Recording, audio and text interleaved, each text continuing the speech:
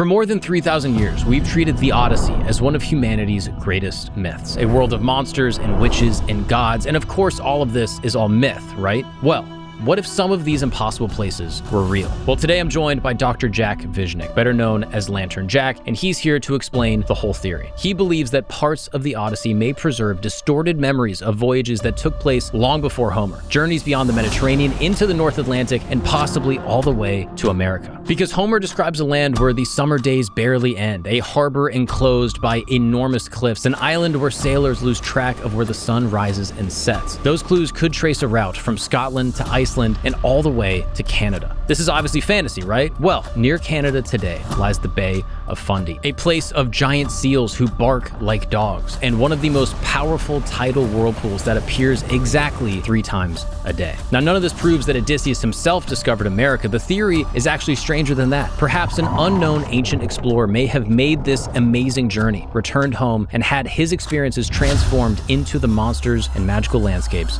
of Homer. And even if part of this is true, then the ancient world was not nearly as isolated as we were taught. It would mean that sailors were crossing oceans, encountering new continents, and exchanging stories thousands of years before Columbus and Leif Erikson. Today we ask whether one of the oldest myths in Western civilization is actually hiding the memory of a forgotten journey to America. So, sit back, relax, and welcome to camp.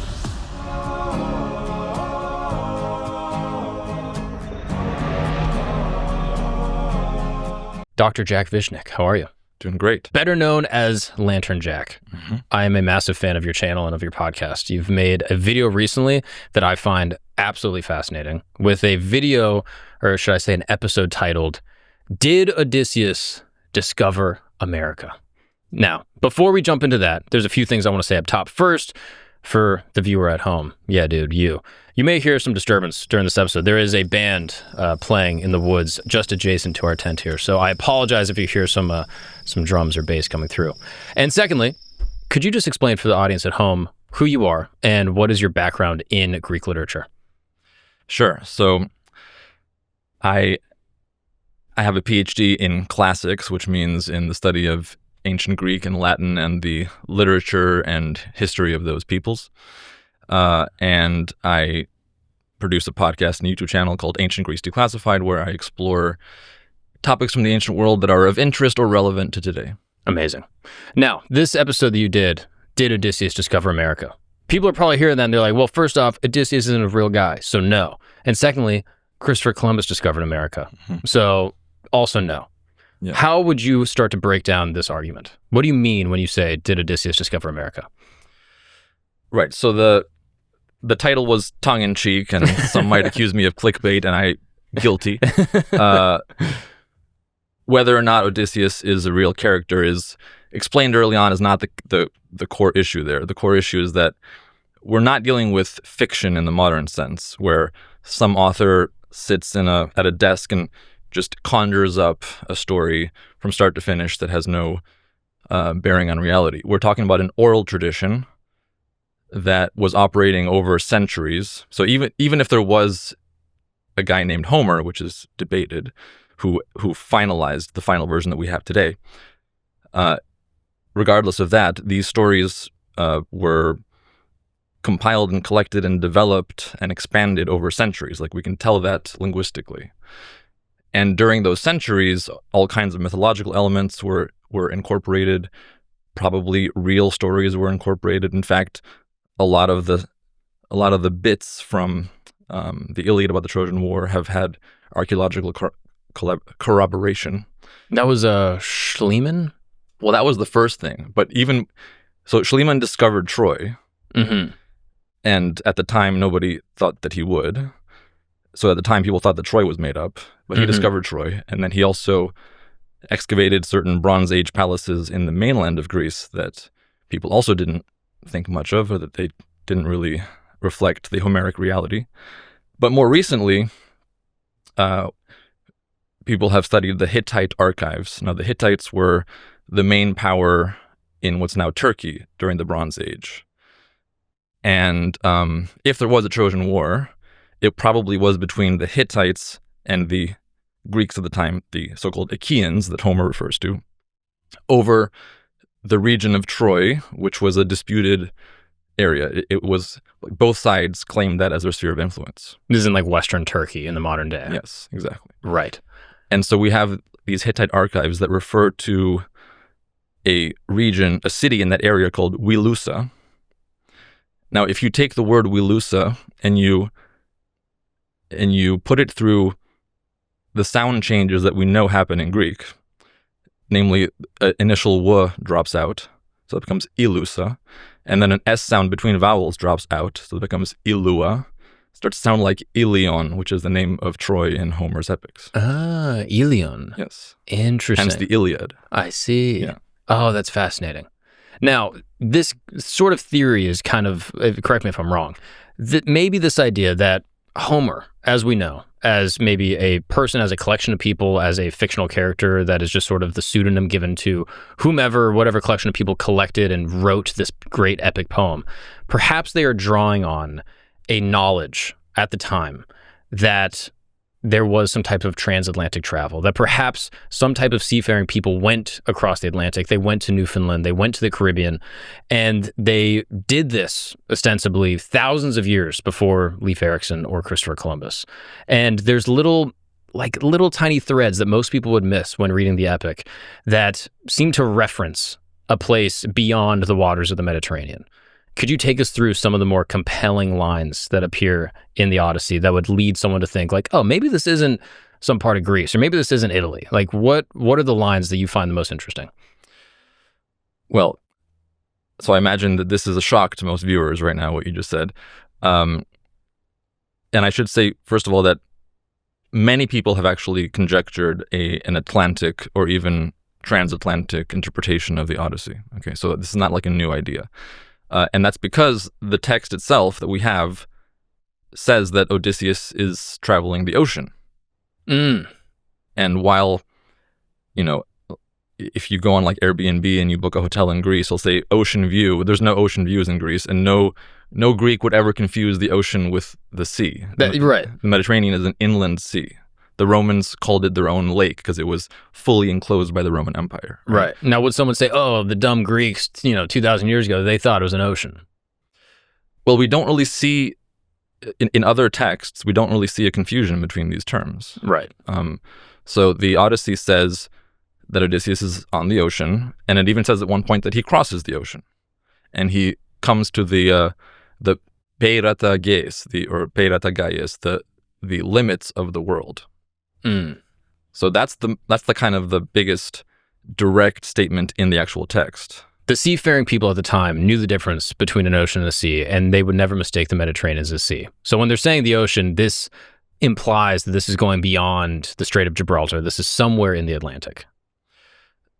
That's the view of some people, which I tend to agree with. There Fair. are, of course, the skeptics who say, no, this is poetic exaggeration. Which is possible. Yeah.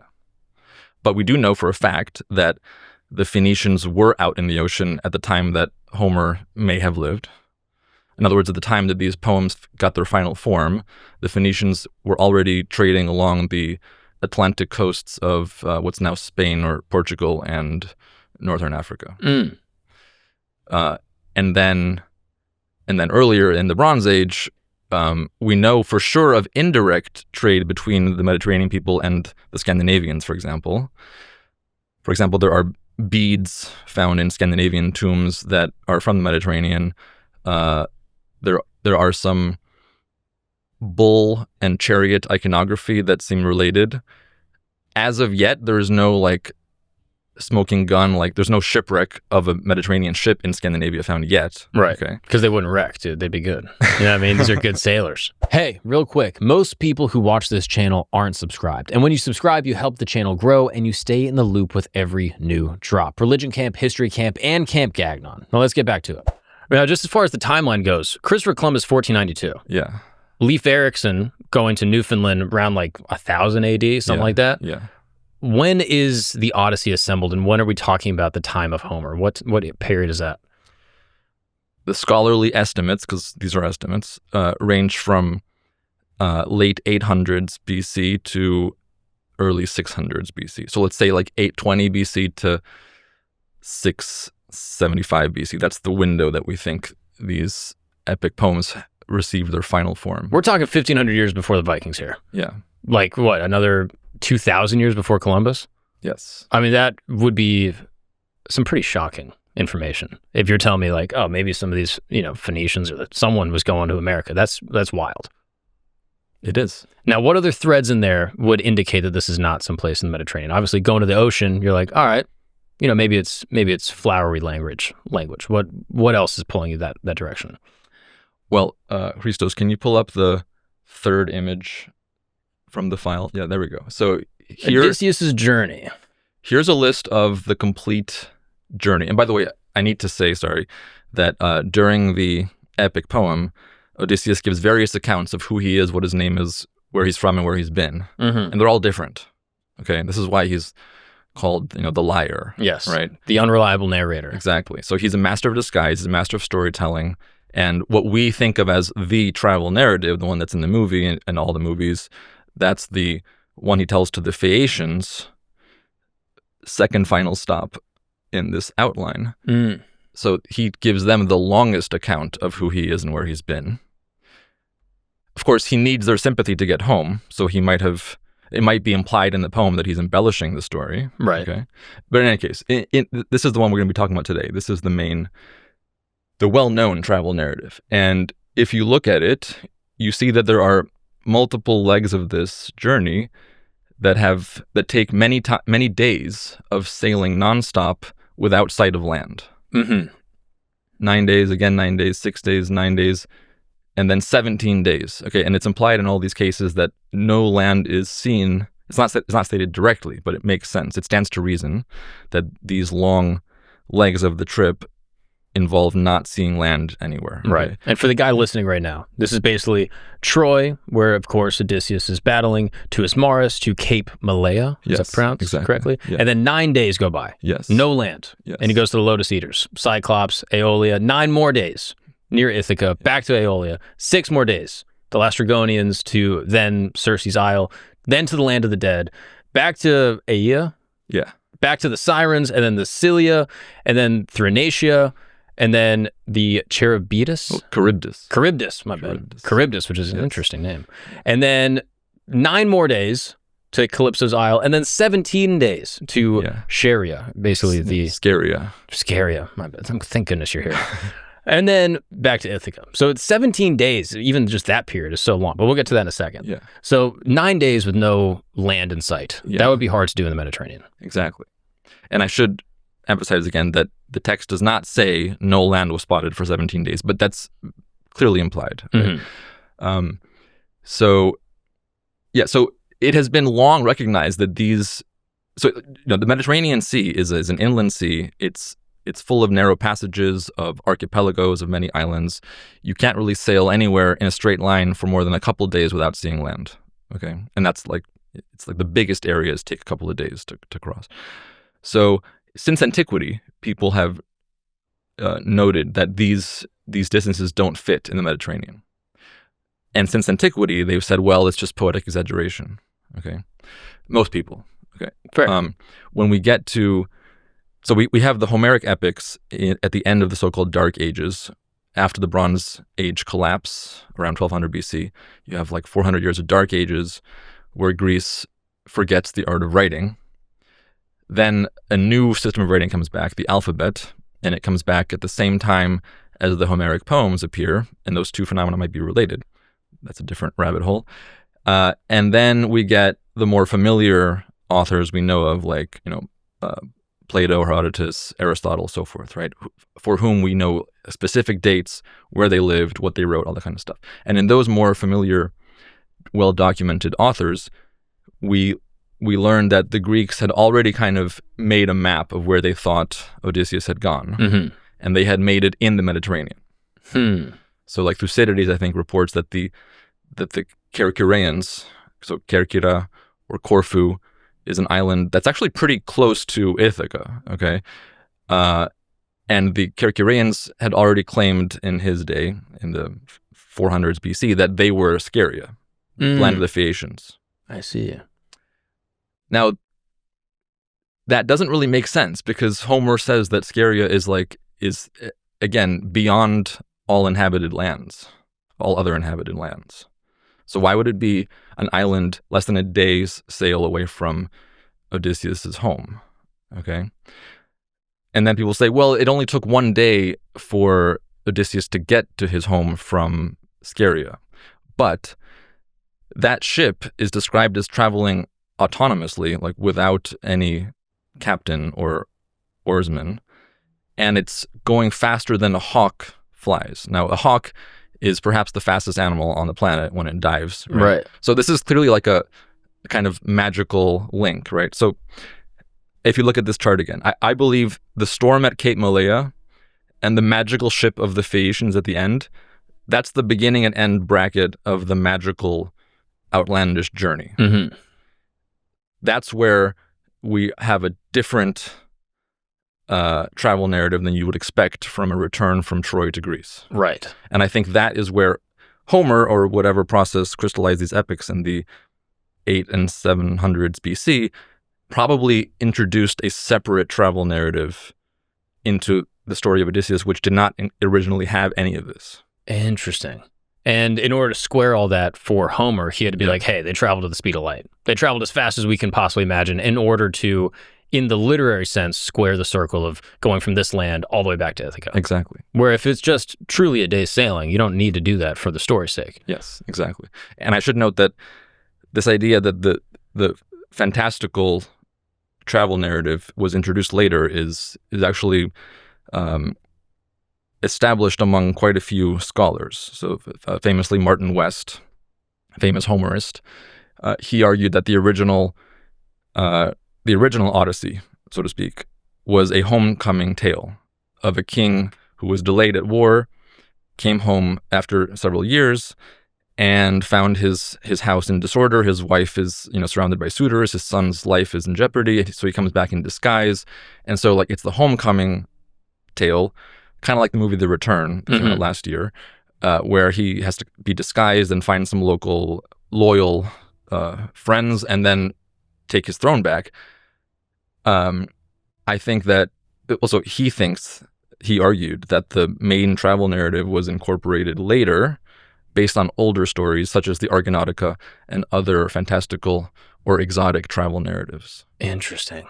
Now, what are the other lines specifically that would indicate some of these other places? Like you mentioned potentially reference to the Caribbean. You mentioned reference to Newfoundland in northern, or I guess eastern Canada. What are those lines?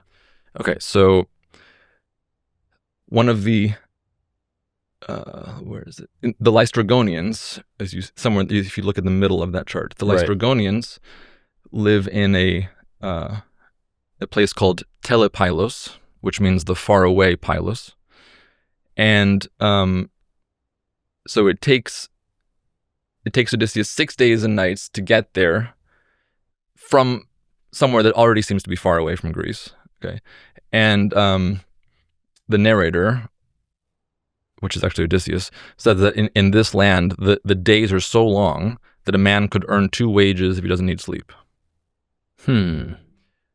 Now, the days never get that long in the Mediterranean, but they get that long, obviously, in Northern Europe. Right. And if that was just a single data point, that would be easy to dismiss. But then we have other details that also point to Northern Europe.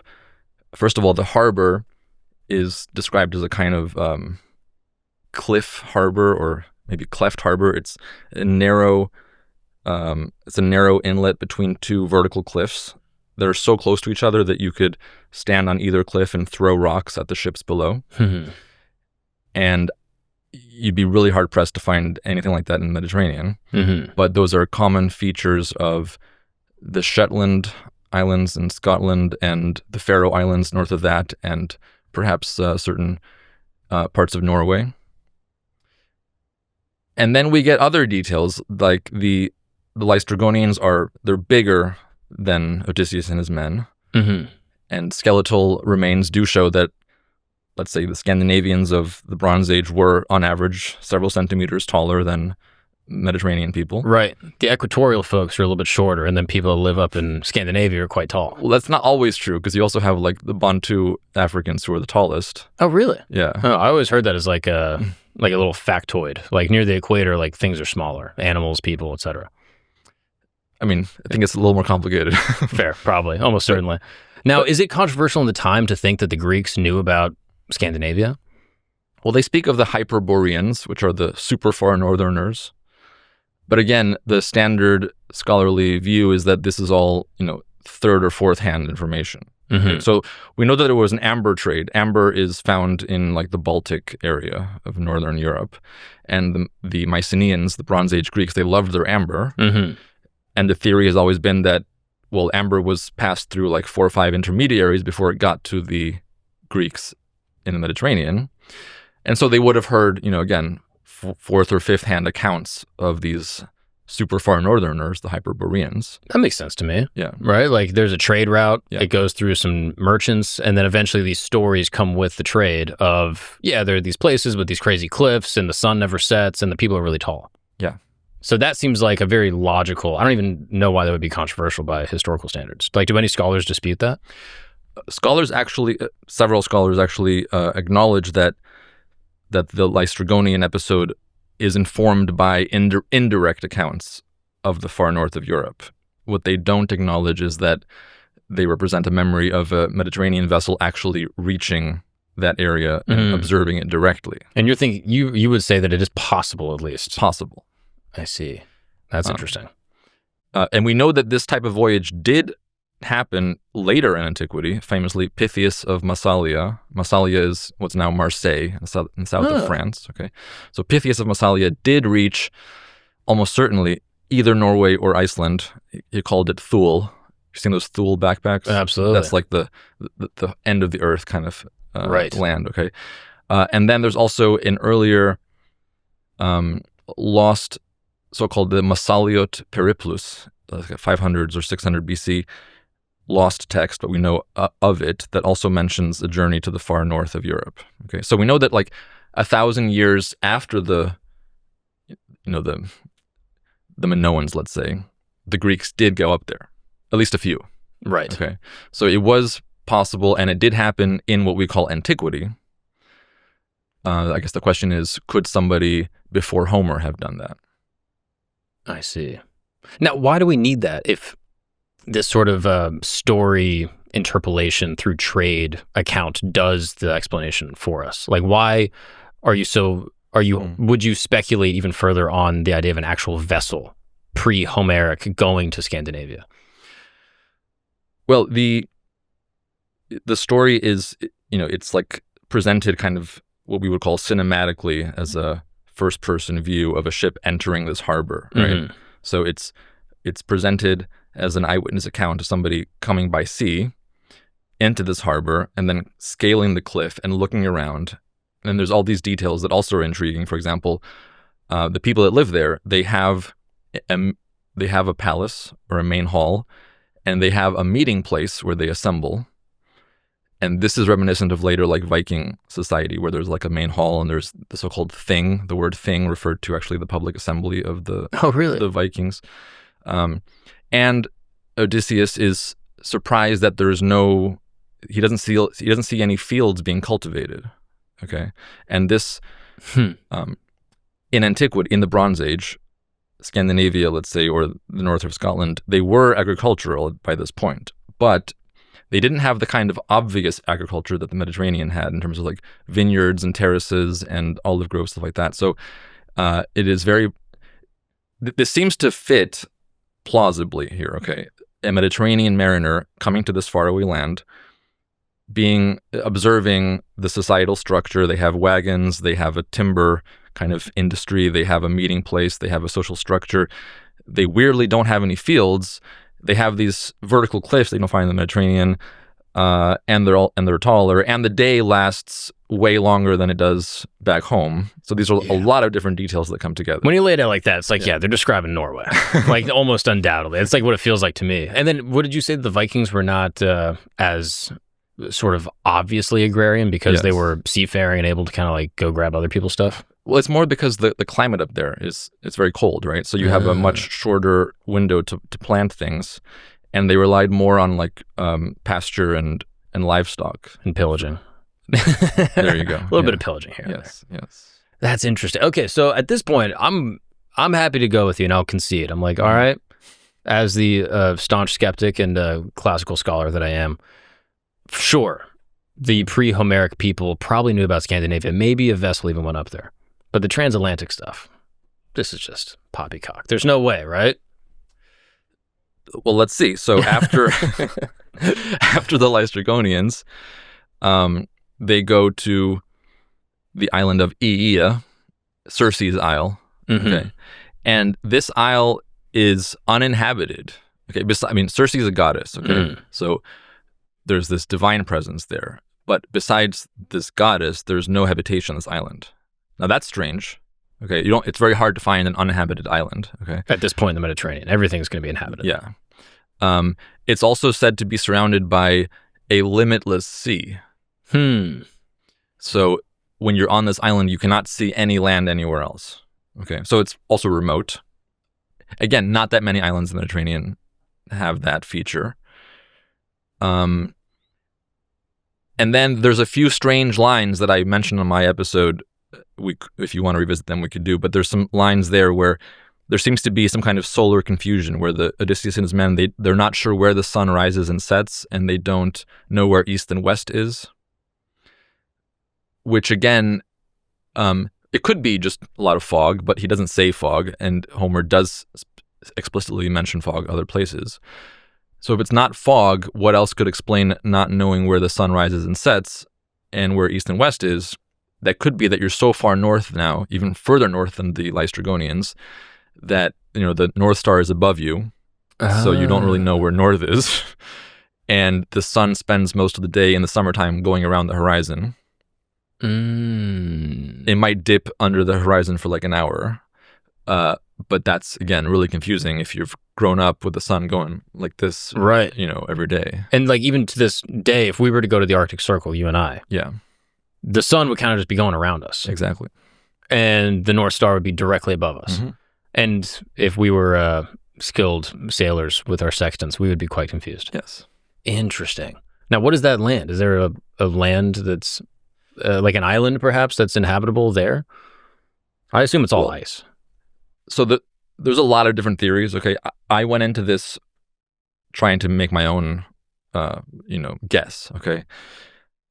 And by the way, I just want to say for like the nth time that I'm not committed to this 100%, right? This is speculation. We're having fun. I want, like, somebody commented in my video, is there a team that's trying to find the actual map? I was like, well, no, but I want there to be one. So I'm trying to. Now there is. Yeah. It consists of two people, you and I. In Brooklyn. Yes. So, we need an island that is isolated, very far north. It has trees. Yes. And is uninhabited in the Bronze Age. There is none. There's Iceland. He did it again. Oh, we got Iceland. I forgot about Iceland. So like the detail about the trees, again, it's hard to know, how much weight to give the different aspects of the story, right? Because certainly if these tales do come from an actual voyage, they would have been embellished, they would have been modified, there would have been like mutations in the story, right? Sure. So the trees might have just come into that later. But if we want to stick as closely to the text as possible, the only island I can think of that's, again, totally isolated, very far north, and has trees and is uninhabited, the obvious one is Iceland. Because like the Faroe Islands that you might have heard of, they don't really have trees, for example. And there's a lot of them in short proximity to each other. So Iceland is possible. And then from there, Circe tells Odysseus, you can't go home yet, you have to cross the ocean. Yes. So to the land of the dead. So he, quote unquote, crosses the ocean, comes to, and we should note here that that word does not mean what we mean today. I mean, there's so many necessary digressions here. I apologize. By all means. It's most likely here that Homer, or whoever at the time is telling these tales, imagines the earth as a disk. It's never stated explicitly, but that seems to be the geography. And the ocean is this huge river that encircles basically Europe, Asia, and Africa, which is in the center. Okay. But that disk might be surrounded, like beyond that ring of ocean, there might be further, in fact, there are further lands in this mythology. Okay, so Circe says, you can't go home yet, you have to cross the stream of ocean, the stream of Okeanos, and reach the land of the dead. And there you'll get the prophecy from Tiresias' ghost that will tell you how to get home. Okay? So he crosses the quote-unquote stream of Okeanos, and he comes to a land that is shrouded by perennial fog. Okay? Now, I remember like reading this in grad school, and I just Googled, what's the foggiest place on Earth? And like the first 5 results were Newfoundland. Okay? And then since then I've looked it up more carefully, and in fact the easternmost tip of Newfoundland is often called the foggiest place on Earth because that's where the Gulf Stream from the south, which is warm, and the Labrador Current from the north, which is cold, meet, and this constant mixture of cold and hot water, or not hot, but cold and warm water, creates this fog that covers the area for 200-something days of the year. Wow. Yeah. Even to this day? Yeah. Wow. That is fascinating. So we have this sequence of like 3 stops that kind of fit on the exact journey that the Vikings took, the same journey that the Irish legendary monk Saint Brendan may have took in around, I think, like 5-something AD. So there's also other candidates for not only pre-Columbian, but pre-Norse crossings. And then there's a text in Plutarch in the 100s AD that also some astronomers have claimed describes a similar North Atlantic crossing. So there's many rabbit holes, but there's various ancient data points that point to like a northern crossing, and the Odyssey seems to fit that plausibly. Interesting. So amongst most scholars, would it be controversial to say that let's say 800s BC Greeks could have sailed to Iceland? That would be, now we're getting crazy. That would be very controversial. Okay. Yeah. And then this idea of, because it says in the text, crossing the river. Yeah, the stream. Yeah. The stream. Yeah. Now, for most people, they're like, okay, well, the ocean's not a stream. But you're saying because of that mythology of this river going around the known world being the ocean, that would be what that's referencing. Yeah, and actually, this idea that the ocean is a stream is not actually, it's not stupid, okay?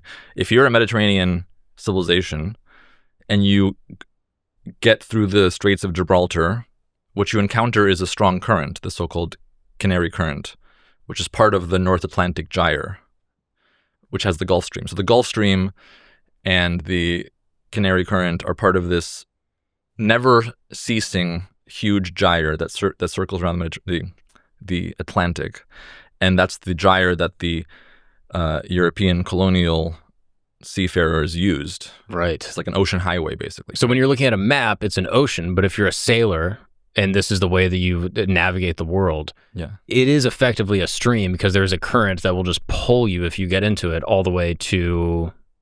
Well, if you don't do anything, it'll pull you down the west coast of Africa and then take you west to Brazil. Oh.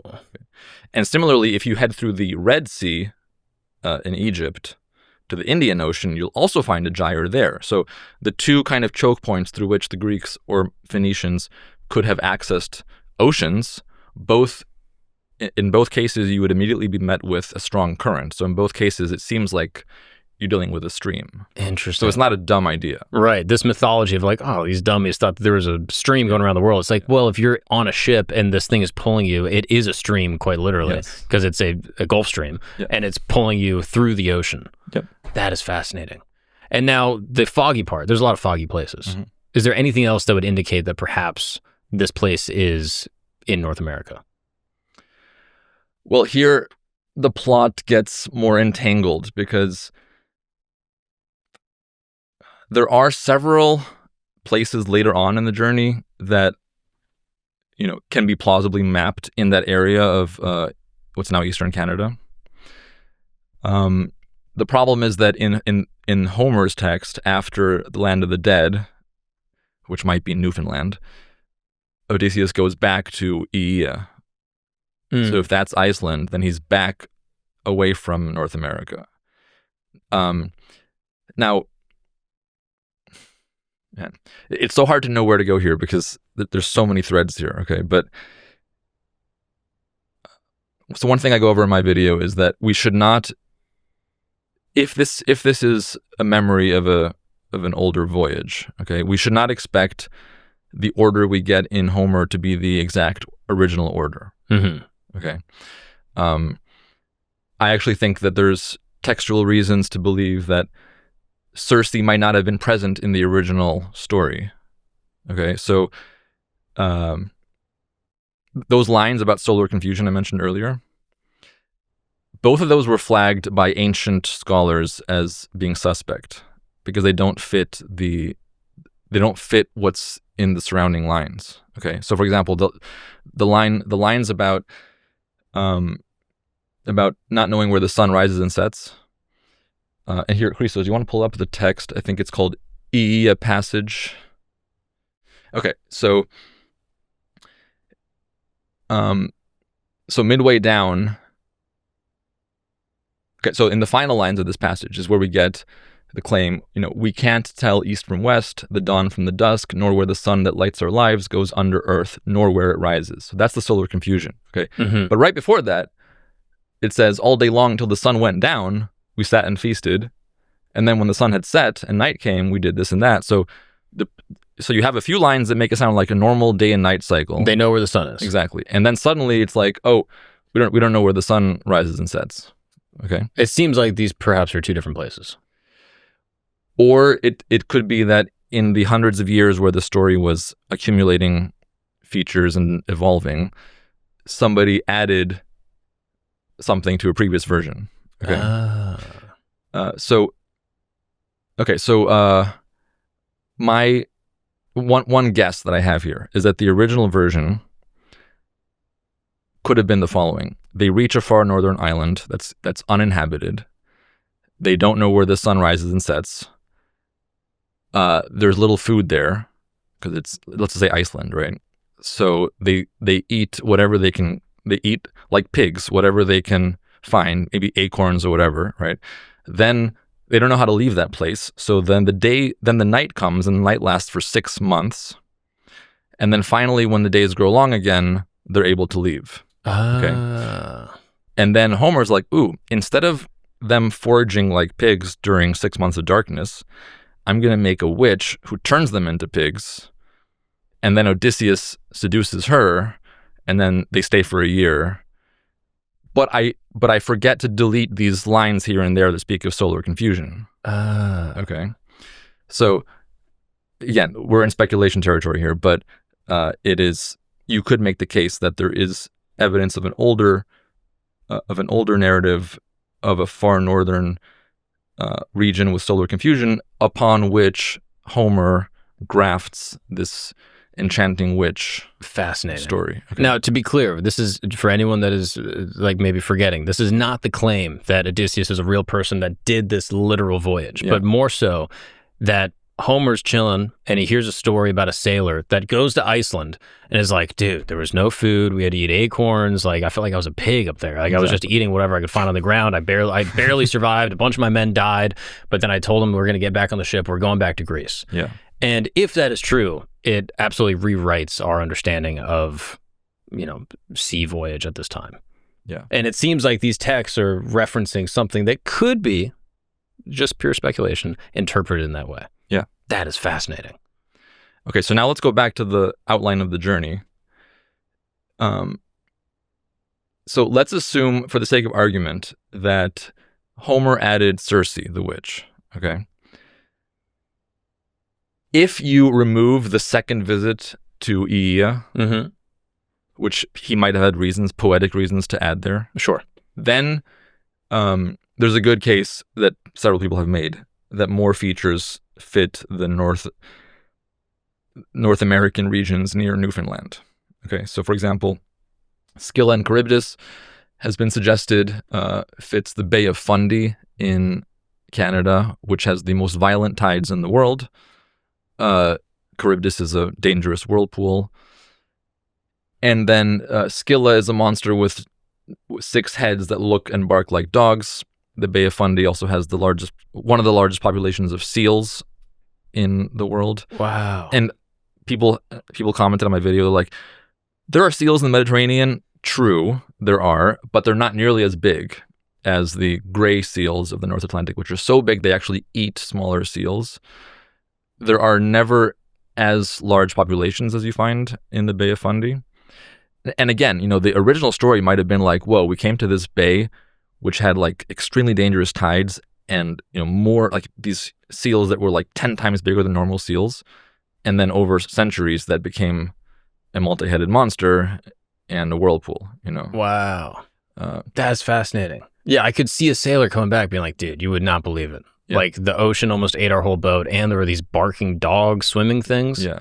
Like that's a very like reasonable, grounded story that then through retelling becomes this tall tale. Even if it said, and there were giant seals, that also could have been enough to inspire stories. And there are many other details here. Okay, so like Charybdis has all these features.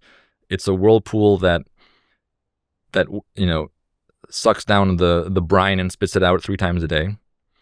And the Bay of Fundy has a famous whirlpool called Old Sow, which you can see form 3 times during the day in the long summer time, like the long summer daylight season. In the summer solstice. Literally 3 times. You can see it form 3 times a day. Wow. Because it forms both when the water flows into the bay through tidal phenomena and when it flows out of the bay. And these tides are on like 8-hour cycles or something. Yeah, so the whole thing is like 24 and a half hours. So there's 4 whirlpools, but during the summer solstice, when the day is long, you can see 3 of them. Wow. Okay. Also, Scylla has massive cliffs. There's cliffs in the Bay of Fundy. When the water is sucked away, the dark earth is exposed. That happens in the Bay of Fundy. There are trees on top of the cliffs. That's also in the Bay of Fundy. And there are several other famous North Atlantic whirlpools, but none of them have all these other features. Okay. So you have like a big checklist that checks out right for the Bay of Fundy. And this part of Canada is also so interesting. We kind of mentioned it, but just to highlight, when the Vikings come over, documented Leif Erikson, that when they come from Sweden? Scandinavia, and they make it to North America, the first place they land is this exact area. Newfoundland, yeah. So it follows to reason like, hey, if there was an even more nascent seafaring population that came, they would probably also land in a similar area. It's the first stop. It is. Yeah, so one of the arguments in favor of this reconstruction is that it was done by several other cultures. Right. So, we could go down the list, but the Sirens, right? The Sirens is an island where bird-like creatures sing in human-like voices. Right. Okay. Which most people know them as mermaids. Like it's kind of retold as mermaids. But that's not what Homer says. All right. So Homer says that they're women with like sparrow-like torsos and heads. Which is a hilarious detail. Yeah. The fact that they get like reinterpreted later as being like super hot. Yes. It's just kind of a funny portion. So one Greek guy, I think his name is Manolis Koutlis, he has his own oceanic Odyssey theory. And he points out that there was an island also in the same region we're talking about, okay? There's an island near Newfoundland called Funk Island, okay? Or Funk Rock Island. Hell yeah. Funk Rock Island is sick. Exactly. That's awesome. It could be the podcast name, yeah, Funk Rock sick. Island. And it has this huge population of these birds that from far away do sound like, like there's a party going on. No. Yeah. Really? And there's sailors that have reported that when they sailed by this island, even far away from the island, they felt like they were hearing all these human voices carried over the surf. Is that something we could find? Do you think there's something online that would have that recording of these birds? Well, so just to give credit to this guy, Manolis Koutlis, if you search the YouTube video, like I think it's called like In the Shadow Odyssey, I think his website is enskia, which means in the shadow in Greek. enskia.com. He has a kind of video where he does his journey reconstruction, and he has a clip that he got from somewhere of that island. Wow. I don't know if you can find it now.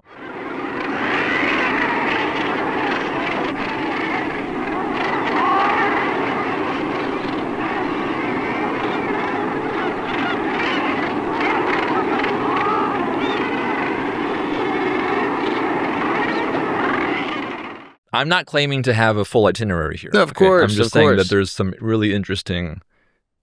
Once again, I could just imagine a sailor being like, dude, we were near this island. There was people there. Turns out not people. It's birds that sound like people. Yeah. And then over time, that gets turned into, there are these women that look like birds that are human women. They're like bird women hybrids. Yeah. And I can see how that becomes the mythology based off of a real journey. Yeah.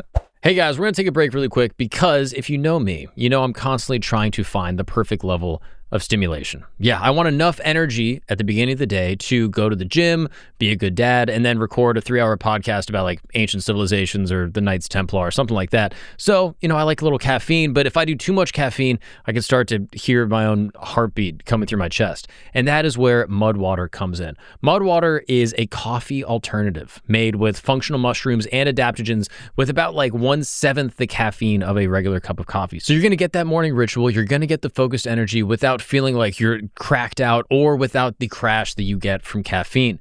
So I've been trying the OG blend, which is like cacao, you got a little bit of chai, you get some reishi, and then of course you get functional mushrooms. It's warm, it's a little spicy, it's got like a little chocolatey vibe, and it basically tastes like chocolate chai had like a health conscious child, Their starter kit is the best way to try it because you're going to get a full-size tin of whichever blend you choose, a free rechargeable frother, free gifts, and free shipping. They have 4 amazing flavors: OG, coffee, matcha, and turmeric. So whether you're just trying to quit coffee completely or just trying to cut down on your caffeine use, there is an option for you.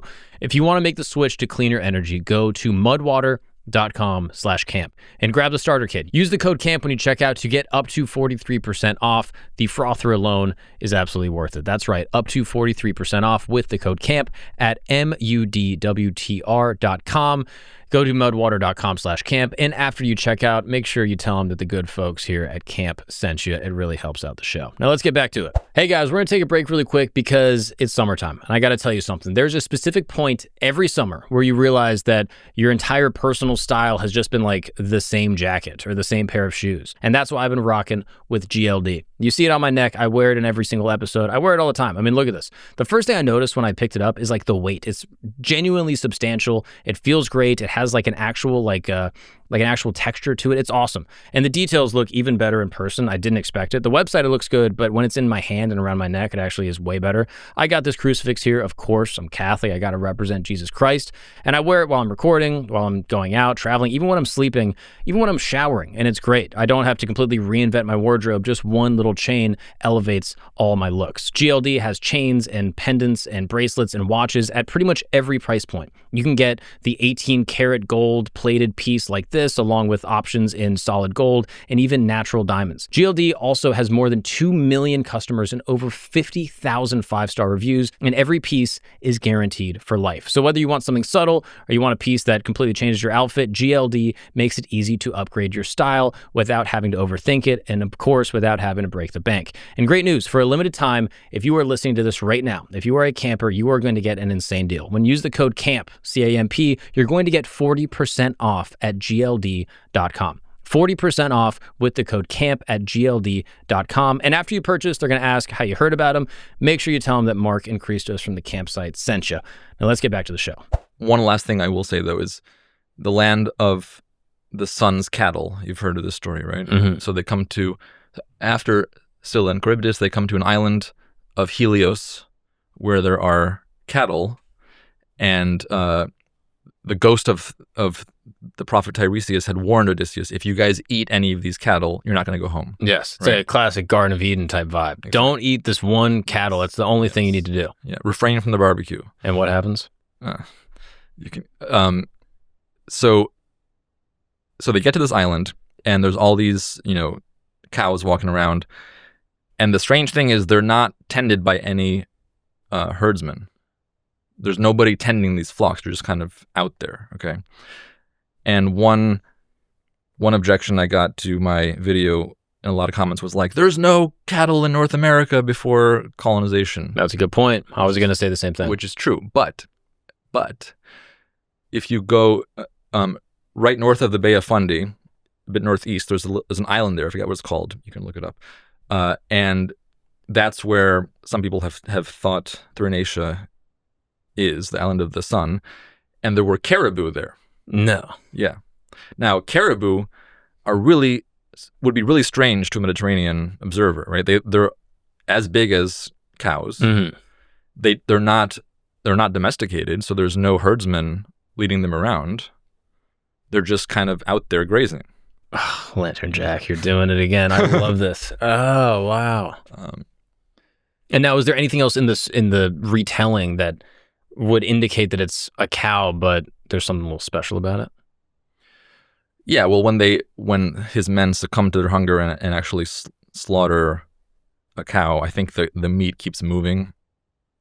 I mean, then you get to really fictional aspects of the story. You know right. what I mean?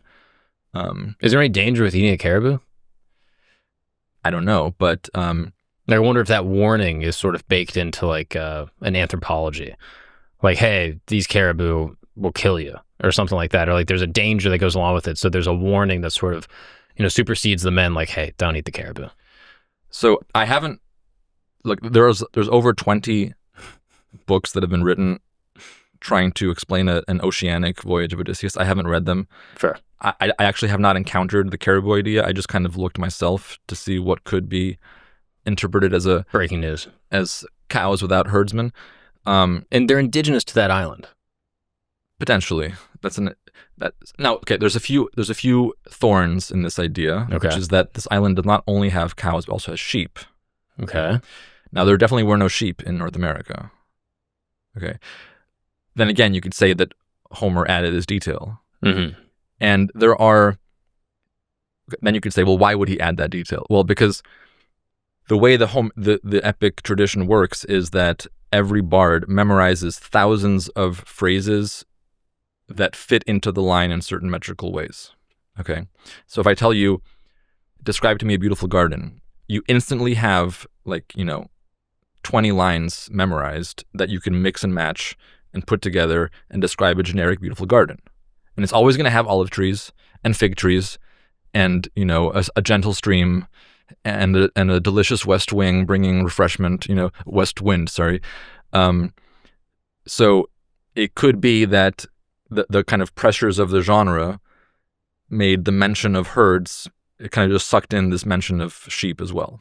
Now, why is it the case that when there's retellings, they have to kind of stick to certain, memorized pre-written lines? Is it to keep the meter of the poem, or? Yeah. So the meter of the poem it functions not only to make it entertaining and musical, but it functions as a mnemonic device. Mm-hmm. Okay. Scholars understood this in the early 20th century when they went to Yugoslavia, which still has, Serbia and Montenegro, still has a living bardic tradition, right? And people from this guy Milman Perry, an American scholar, went to Yugoslavia, studied how these bards work, and he saw that they memorize this huge body of data of metrical phrases that fit together, and they can just zippity doo dog you like anything at any length on any topic. You can almost think like a freestyle rapper. Yeah. It's very much that. Okay. Interesting.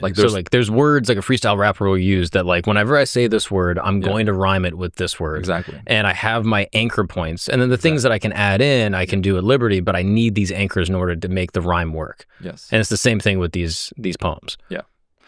So,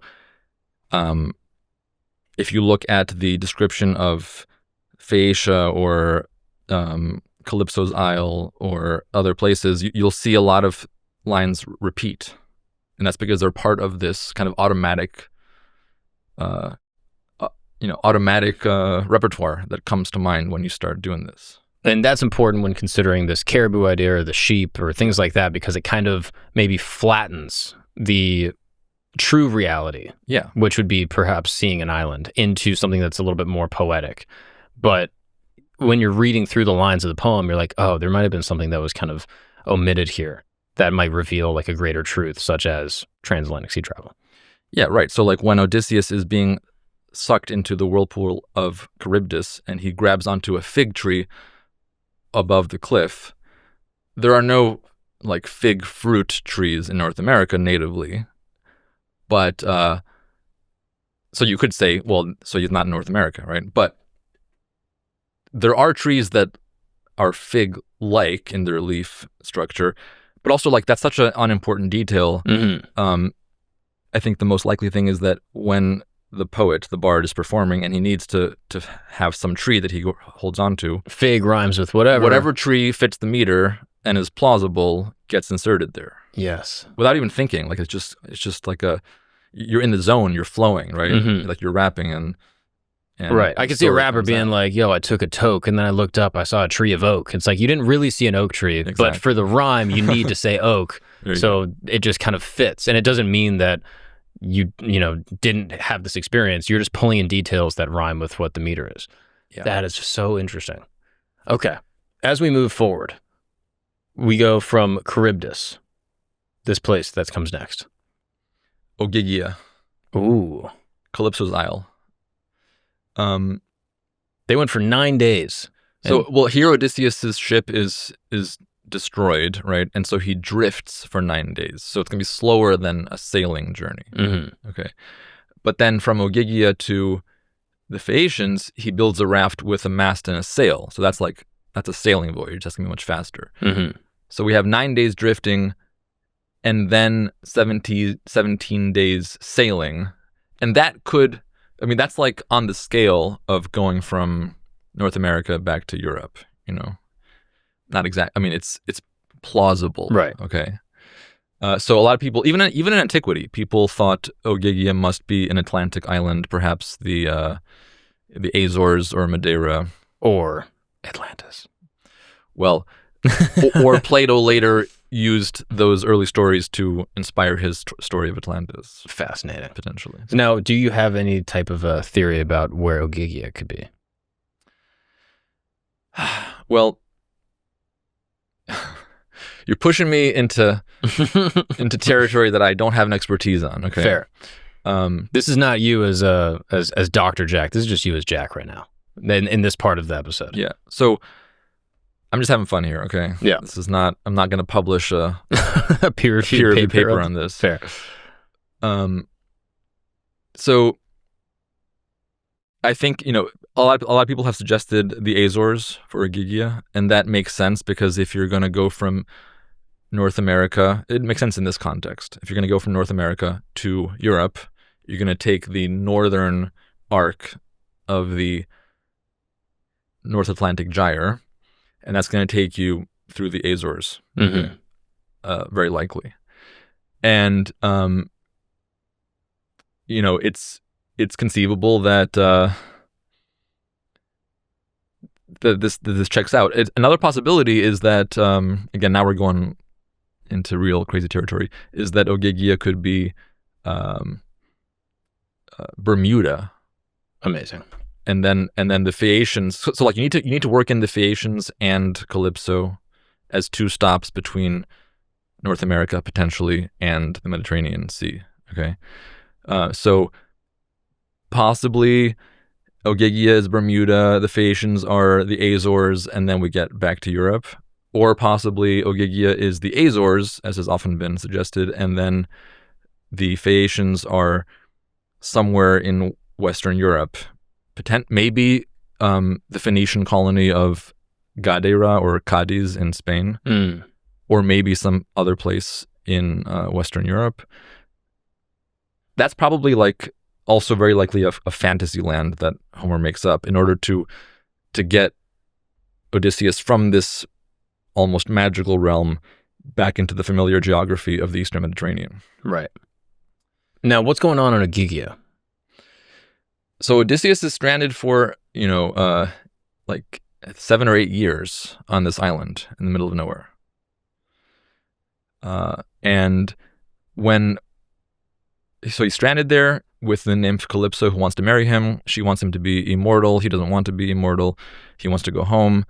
And Athena, the goddess, takes pity on Odysseus and asks Zeus to let him go home finally. And so Zeus dispatches Hermes to go and tell Calypso, okay, time's up. You gotta let him go home now. Okay. And she gets really upset. And she walks over to Odysseus, who's standing on the beach and looking across the waves and weeping for his homeland. And she says, okay, Odysseus, you can go home now. I'll bring you some tools to make a raft and you can be on your way.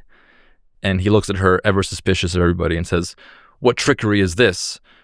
You want me to sail on a raft across a sea that not even ships can pass?" So he's in a place where ships don't normally go on. Okay. So this, again, this could be a remote Atlantic island like the Azores that normally no ships ever go to. And so he doesn't know how to cross it. It's never frequented by sailors.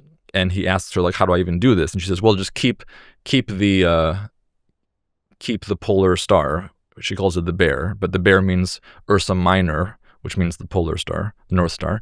Keep the North Star on your left as you sail for 17 days.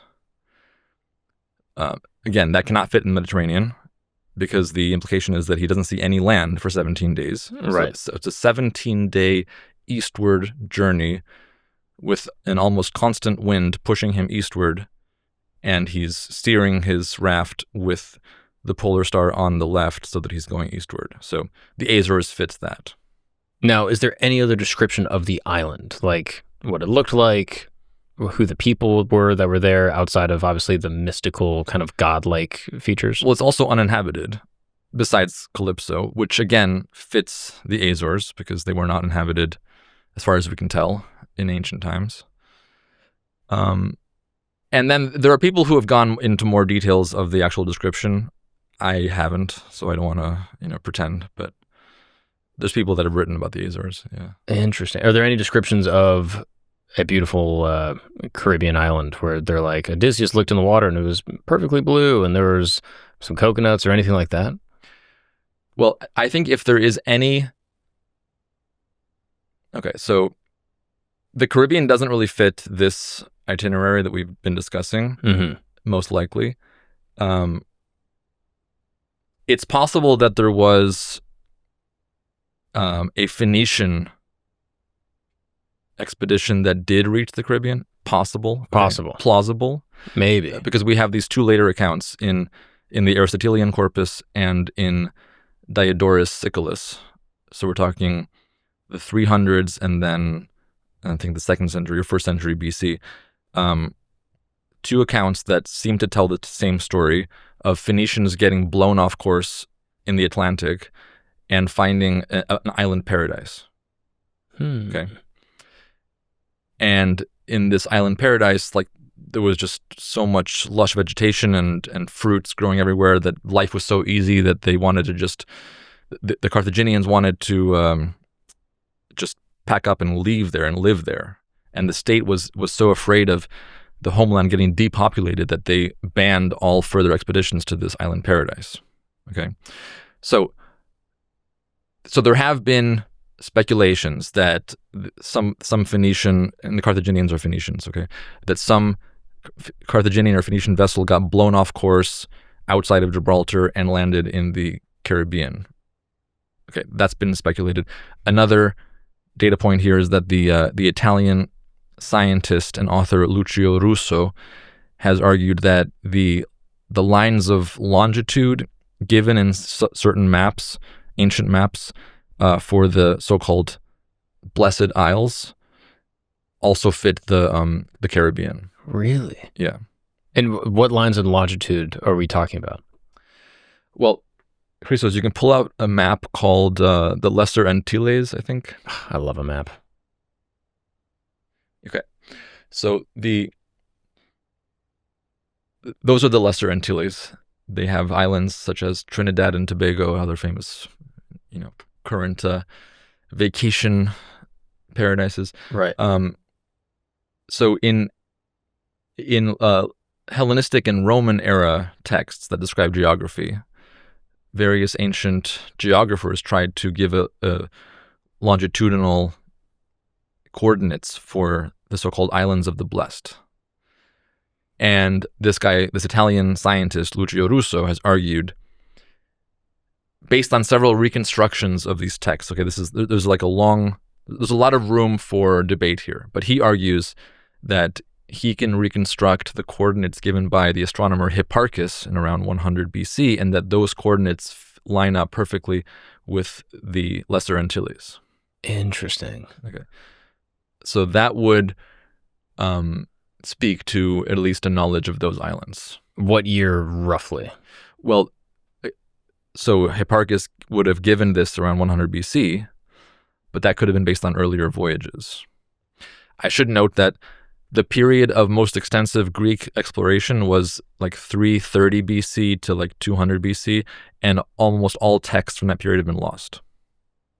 So we only have later, very brief summaries of those explorations, often by people who don't believe that they could have happened. Really? Yeah. Oh, that's so interesting. So, for example, the voyage of Pytheas to Ultima Thule, which is either Norway or Iceland, we know of that because the geographer Strabo much later, mentions it before saying, "But that's ridiculous." It's so funny how that happens. Yeah. The same thing happens with like Gnostic texts. Yes. Where like most of the Gnostic texts that we have are later church scholars debunking them as heresy. Yeah. But we've lost the original transcripts, and we just have the later interpretations. Yeah. And it's a similar thing here. That's a great example, a great analogy, that like a lot of our knowledge of early heresies comes from debunkings of those supposed heresies. Right. Yeah. Now, why would it be the case that the transcripts of these fantastical journeys, of the literal journeys that happened, would have been lost to time? However, the stories that are mythologized about them would then persist? Well, because there's no reason to reject a good story. But if you think, if I come to you and tell you a good story, you're probably you're gonna like it, and you might pass it on. If I tell you, oh, I went to like the moon, you'd be like, get out of here, Right. That's a good point. So if someone like a street joke, and they're like, yeah, I saw a priest and a rabbi walking around. Yeah. If I'm telling you it under the context that this is a joke, you are more likely to tell it to another person and then another person. But if I'm going to you like, you won't believe it. Yeah. I saw a priest and a rabbi, and then a chicken literally crossed the road, and then all this other stuff happened. You'd be more like, all right, sure. And then you would just kind of disregard it. Exactly. So here's a good analogy for that. Some ancient philosophers had a pretty sophisticated atomic theory, okay? A theory that the world was made of atoms. And the only full text we have about this is a poem that the Roman poet Lucretius wrote. And the reason why that text survived is because it's a poem. Mm-hmm. So it survived on its poetic merits. And if we didn't have that, we wouldn't know nearly what we do now about this important philosophical school. So like, when you coat something in honey, as Lucretius himself says, or you transform it into an entertaining medium, it has a better chance of survival. And it's almost possible to think like in 2,000 years from now, people might dispute that, Neil Armstrong went to the moon, but people might reference a film like The Martian. Yeah. And they're like, yeah, well, this is a story about a guy that tries to colonize Mars, da-da-da-da. But the actual details of space travel going to the moon may be disputed. If this analogy fits, that is kind of a parallel. Yeah. And this whole theory is so fascinating because, once again, using the moon example, imagine, guy listening at home, that in 2,000 years, the future people are like, yeah, Americans couldn't go to the moon at the time. Space travel was impossible. They didn't have rockets. And the legitimate history is disputed. But then we have stories that describe the moon in explicit detail. And we have poems that describe space travel and like the technical aspects of space travel in explicit detail.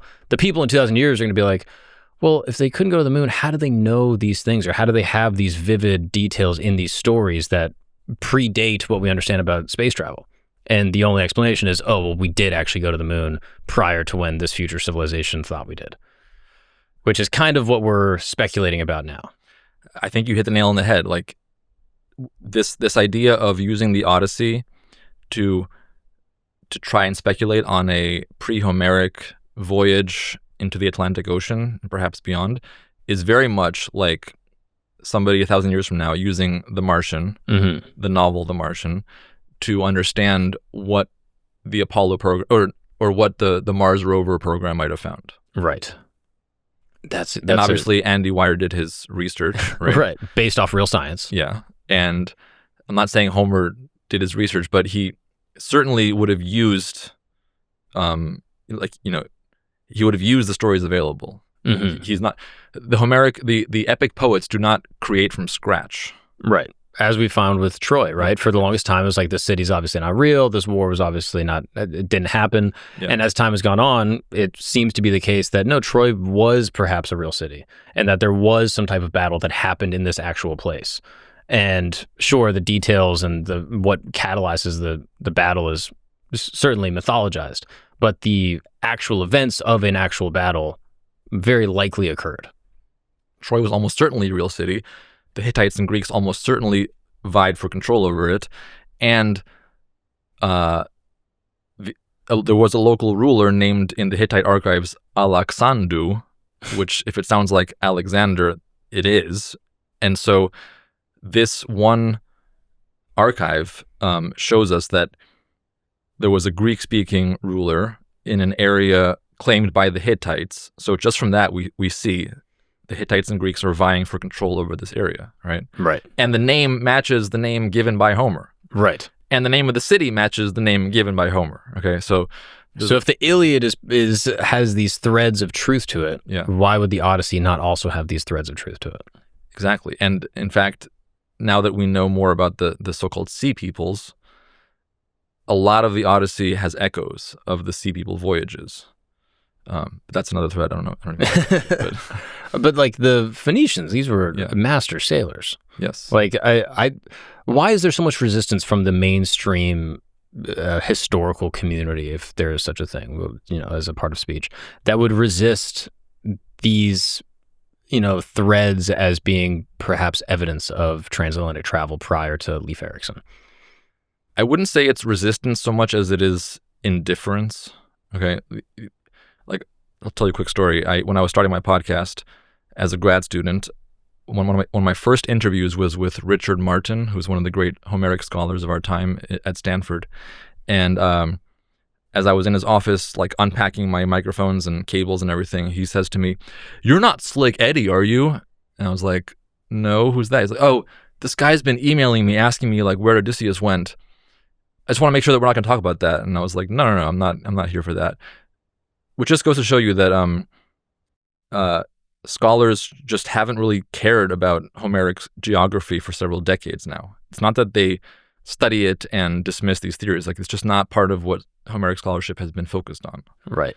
And I should say that from antiquity till today, you've had like three camps of people. You've had the people that say it's all made up, like the 50 comments that say, "It's fiction, idiot." Fair. That's an ancient perspective. Famously, Eratosthenes, the geographer, said, "You will find the location of Odysseus's voyage when you find the cobbler who sewed together the bag of winds for Odysseus." Okay. Funny. Then you have the people who have tried to fit it in the Mediterranean. The people who have said, "Oh, these distances are too long. Let's shrink it down to scale and put it in the Mediterranean." And then you've had a smaller, probably the smallest group, who have said, "Well, hold on, it says ocean here, it says long days, it describes these long journeys. Like, if we take the text to be saying what it claims to be saying, we're outside of the Mediterranean." So you've had all three perspectives going back forever. Right. I don't see this ending anytime soon. Okay. Fair. What I do see potentially happening is, right now, in the past 100 years, you have a lot of people who are not Homeric scholars, who don't know ancient Greek, but who love to sail, or they are history buffs, or they're obsessed with, navigation technology, and they've written these independent works on trying to find Odysseus's itinerary, right? And then you have the scholars who are like, "This is stupid." And one thing I wanted to do in my video is to create to bridge the gap here, okay? Because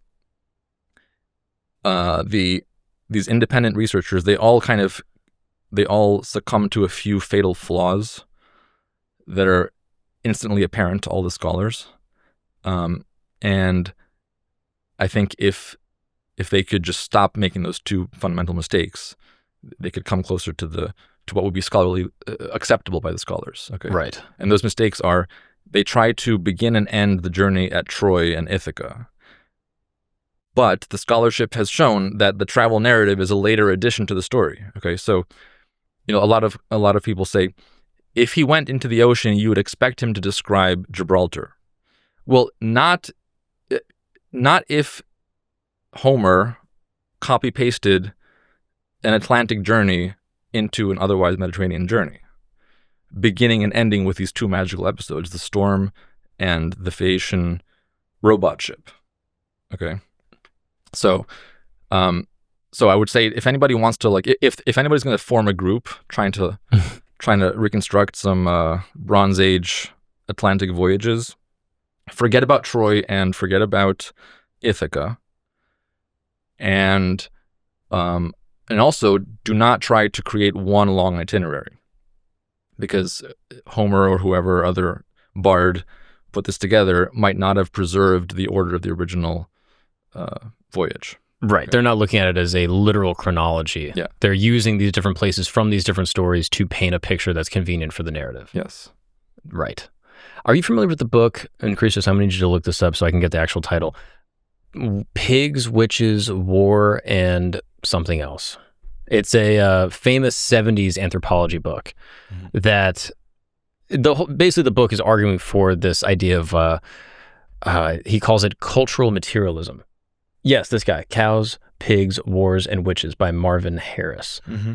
It's a wonderful book, and it basically attempts to look at religious traditions and sort of like spiritual traditions and try to distill the cultural materialism behind them. So, for example, there's many, Semitic cultures, whether it's Judaism or Islam, that say, hey, don't eat pigs. And the prevailing kind of thought was like, initially like, well, God, Allah said don't eat pigs. Hashem ordained this. And then the later sort of thought was like, oh, well, pigs carry disease, yada, yada, yada. But Marvin Harris argues, well, any animal can carry disease. Like, why would pigs be explicitly excluded, whereas goats, cows, everything else, sheep, etc., can be eaten? And one of the arguments that he poses in the book is, at the time, if you look at the economic conditions of raising pigs in the Middle East with these specific types of pigs, they were extremely resource dense. They took a ton of energy and time and nutrients and resources to raise them and to actually, like domesticate them. And so it became a sort of an economic tradition to say, hey, it's actually not worth it for us to do this. We're going to cut them out. Same thing with cows in India. That the Hindu tradition says we don't eat cows. It's sort of the mother goddess. It represents all these things about creation. Well, he argues in this book, again, this is not religious, so I apologize if anyone holds this as a religious doctrine.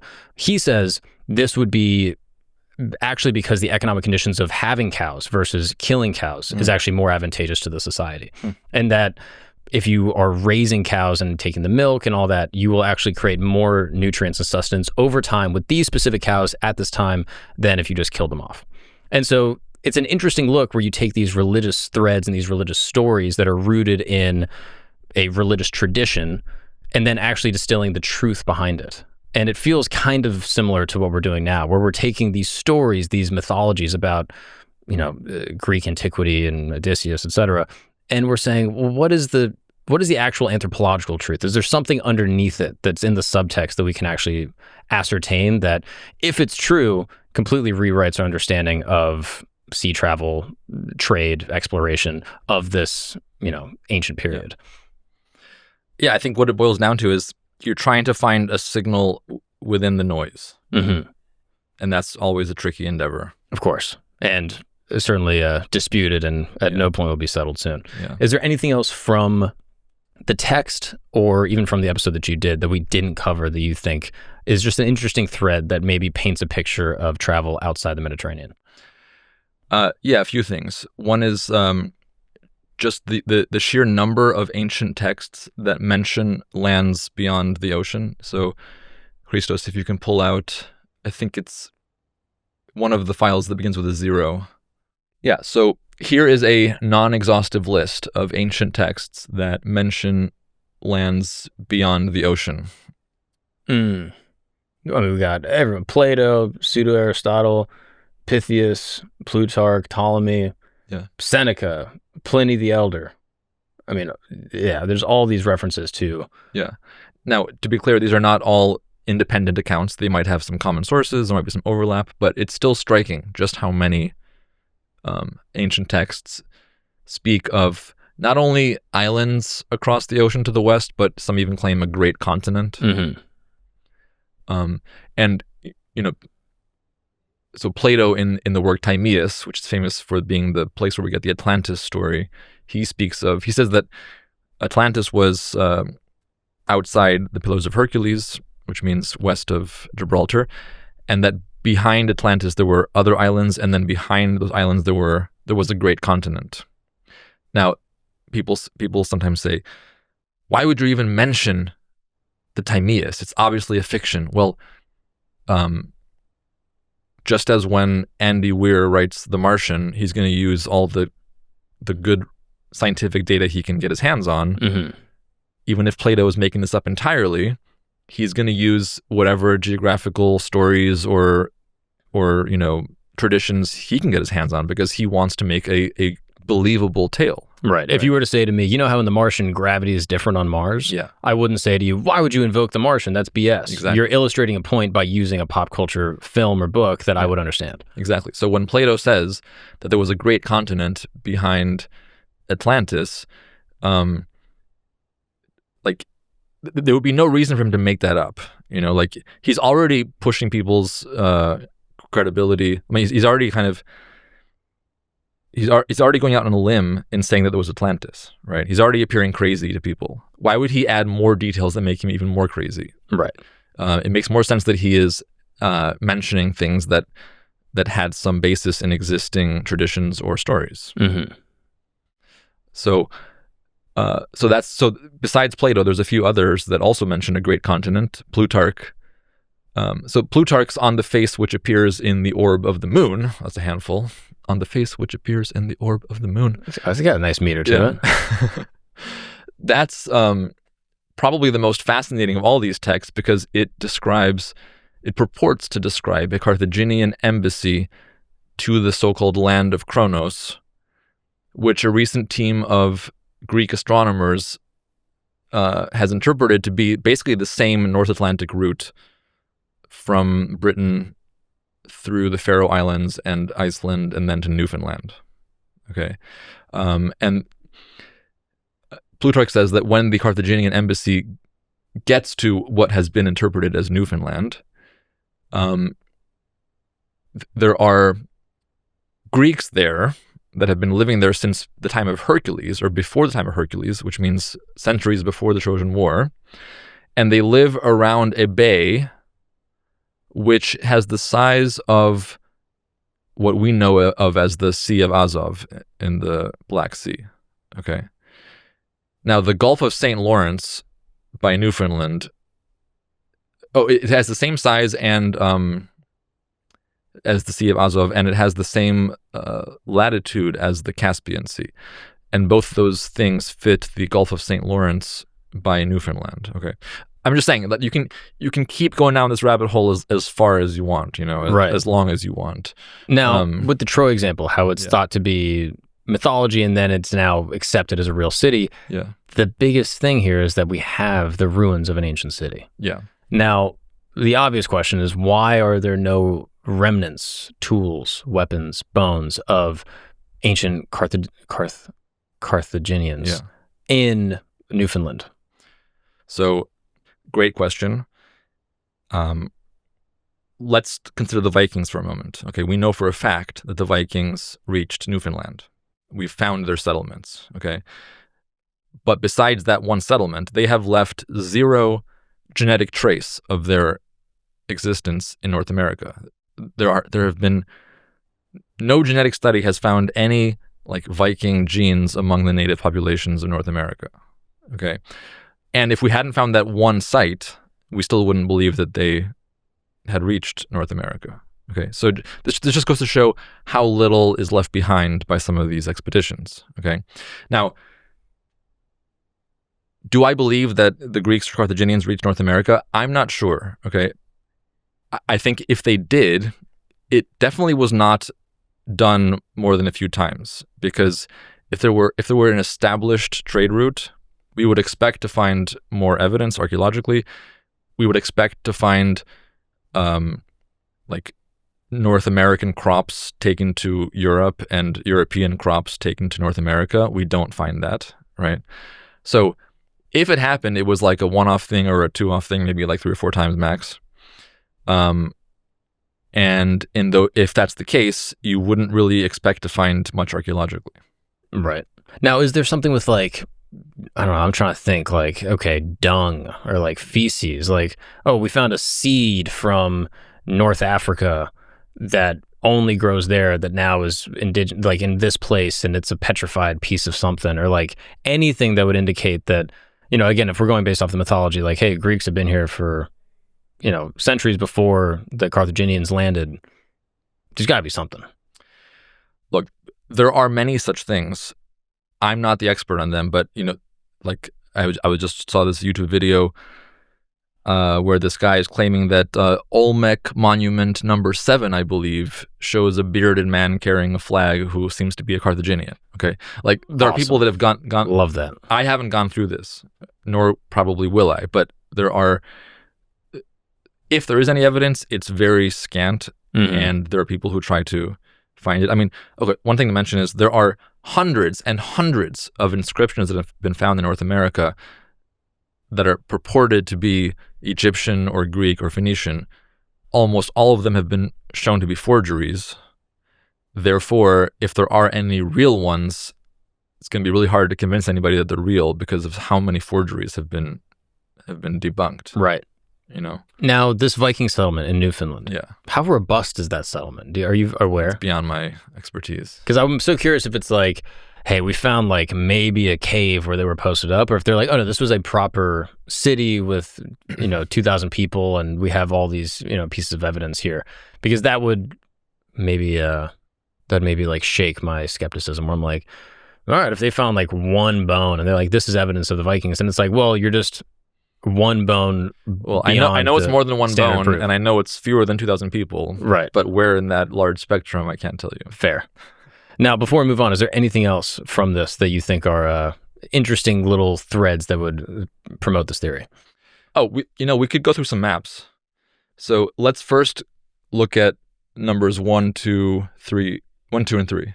What's up, guys? We're going to take a break really quick because I got to tell you something. I had one of those days recently where I woke up super tired. I drank coffee, and then I drank more coffee because I was tired. I trained badly because I had too much coffee, and then I couldn't sleep because I had too much coffee. And the frustrating part is I'm doing all the things. I'm lifting, I'm eating protein, I'm taking creatine, I'm trying to sleep.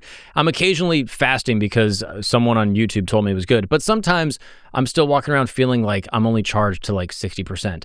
And that is what got me thinking so seriously about testosterone. Like, I think about testosterone a lot because it's the thing that makes me feel amazing. And that's why I've been taking Mars Men. Here's what I learned. Your body can be making testosterone, but a portion of it gets bound to a protein called SHBG. It's literally like the testosterone's there, but you can't use it. It's in jail. Mars Men is designed to help you free up that locked testosterone so your body can better utilize what it's already producing. And what's great about Mars Men is there's no needles, no synthetic hormones. Mars Men uses 8 natural, clinically dosed ingredients that help support healthy testosterone levels, energy, and stamina. You can buy all of these supplements independently, but what I love about Mars Men is they put it all into one very simple dose. For me, it's just a steady sense of drive. I feel more locked in during the day. I recover faster. I feel better and more motivated to train. And some men report more consistent energy, stronger physical performance, and improved recovery. 91% of users report higher energy levels, and there are thousands of reviews on the Mars Men website from actual dudes sharing their experience. It's made in the USA, third-party tested, and it's available at GNCs nationwide. And it comes with a 90-day money-back guarantee, so you can try it and pay attention to how you feel and see whether Mars Men fits your routine. And for a limited time, the listeners of this show, if you are a camper, you are going to get 50% off for life, plus free shipping and 3 free gifts when you go to mengotomars.com. That is mengotomars.com for 50% off and 3 free gifts when you check out. And after you purchase, they're going to ask where you heard about them. Make sure you tell them that Mark and Christos from the campsite sent you. Now let's get back to the show.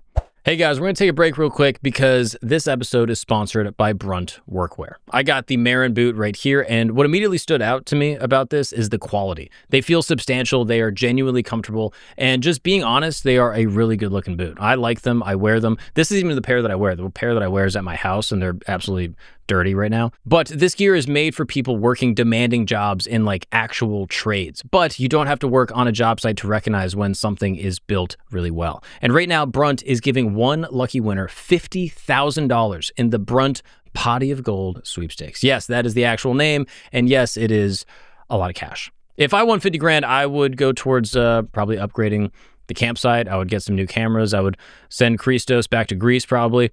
And what's awesome is that entering is completely free. Just create a Brunt account or log in with your existing account to start earning entries. And you can earn additional entries by following Brunt on social media, signing up for their emails and their texts, or even picking up some new gear. So you can also earn extra entries for every dollar you spend through September 18th, 2026. And here's what you do. You go to bruntworkwear.com/camp. Use the code CAMP and you will get $10 off and enter the Brunt Potty of Gold sweepstakes for your chance to win $50,000. Oh, and here's another thing that I love about Brunt is that they actually let you wear your boots before you decide if you want to keep them. And if the boots aren't right for you, you can return them for a full refund. It's a 100% risk-free trial. There is no reason not to do it. It was started by this guy, Eric Girard. He literally grew up blue collar and he kept hearing the same complaints like, hey, all the major brands aren't making boots for actual work. And one more time, you're going to get $10 off at Brunt when you use the code CAMP at checkout. So head to bruntworkwear.com/camp, use the code CAMP and enter the sweepstakes for a chance to win $50,000. No purchase is necessary. The sweepstakes ends September 18th, 2026, and official rules apply. Go check out Brunt. Now let's get back to the show. So this is the typical map you'll find. And if you go to the next two files, you'll see similar ones. And so this is the explanation for the journey just being in the Mediterranean. So these are already in the classical period, so like 500 BC. The Greeks were doing this game where they were like putting dots on the map and connecting them. And most of these modern maps are based on those ancient reconstructions, okay? And again, all of these were done by Greeks who, you know, did not believe the distances in the text. Right. They say these 9-day and 17-day voyages are just poetic exaggeration. If we shrink it down to scale, this is what we get, okay? Now let's go to the map called Mertz. I think it's 0 at the beginning.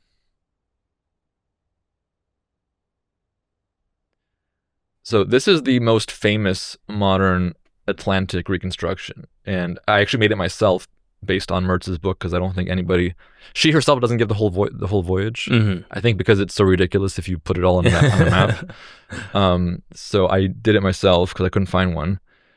And so she commits the fatal flaw of beginning at Troy and ending in Ithaca. Right. And she also commits the fatal flaw of trying to make it all one voyage. And as you can see, that forces her to make two, not one, but two full circuits around the Atlantic to get everything in. So that's, you know, that's kind of ridiculous. And, you know, people look at other books that she's written, and she used to be what's called a hyper diffusionist. It refers to these old theories that humans had explored much more than is plausible. Love that. So, yeah, she probably was a little cuckoo, but within, you know, she also did a lot of interesting research, and, you know, I think she came up with the Bay of Fundy idea. So I see. So there's a few nuggets within the craziest stuff. Hell yeah. Okay. Now, what about Scaria being in Alabama? Yeah, so that to me is preposterous. I mean, she puts the land of the sun with the sun cattle north of the Bay of Fundy, where I said that there's the caribou. Yeah. I don't think she mentions caribou. That's, but from there, she has Odysseus drift to the Azores, where Calypso is, which I think is that's implausible because he's just drifting. And drifting speed is like 1 knot. You know, it's very slow. So I don't think 9 days is enough to get you from Canada to the Azores if you're just drifting. And then when Odysseus sees the land of the Phaeacians, Poseidon comes back from vacation and is like, "What? That dude again?" And he sends his storms, and Odysseus is tossed about for 3 days before he reaches land. And Mertz has that, she thinks a tornado hits him in the Azores and takes him to Florida. Nice. Which is ridiculous. Not only is it ridiculous, but it's clear in the text that he's tossed around for 3 days and then makes it to that land that he saw 3 days earlier. It's not a new land. Right. You know? Also, if you landed in the Panhandle, you would remember. You know, that would be in there for sure. They'd be like, dude, we saw a gas station you would not believe. There's a Buc-ee's up here. There'd be way more reference. People on spring break. Exactly. There'd be a whole bunch of stuff for sure. Wow. Okay, this is so fun seeing all also, the different... she puts the land of the dead in West Africa, or I say Hades, right? Mm-hmm. Which is crazy because there's never any fog there, like ever. Okay, so she puts what Homer calls the foggiest place anyone's ever seen in the desert. Interesting. Makes no sense. Right. But again, that's because she starts at Troy, and you shouldn't do that. Right. It is interesting that basically all these maps put the Lotus Eaters in like Tunisia or like near Carthage. Yeah. Is there a reason why it's kind of like accepted amongst everyone? Yes, because so remember how I said that the imported, copy-pasted earlier travel narrative that we're trying to reconstruct begins and ends with these two magical episodes, the Storm and the Phaeacians, the robot ship. Okay. Mm-hmm. So if you don't see that, so the Storm happens, you see like just southwest of Troy, there's the tip of Greece, and I have the arrow, right there. Mm-hmm. So that tip is called, that's Cape Malea, okay? That's where the Storm hits him, and the Storm takes his fleet for 9 days over the sea. Now, that's too big a journey for the Mediterranean, but anyway, it takes him southwest, and that takes you to the Lotus Eaters. So that would suggest a Libyan location or Tunisian location if you are trying to shrink it down to scale and put it in the Mediterranean. Okay. But if instead, and this, by the way, I left your question unanswered about the Caribbean. This is where we get to that. If instead the Storm off Malaya acts as the beginning of the copy-pasted narrative.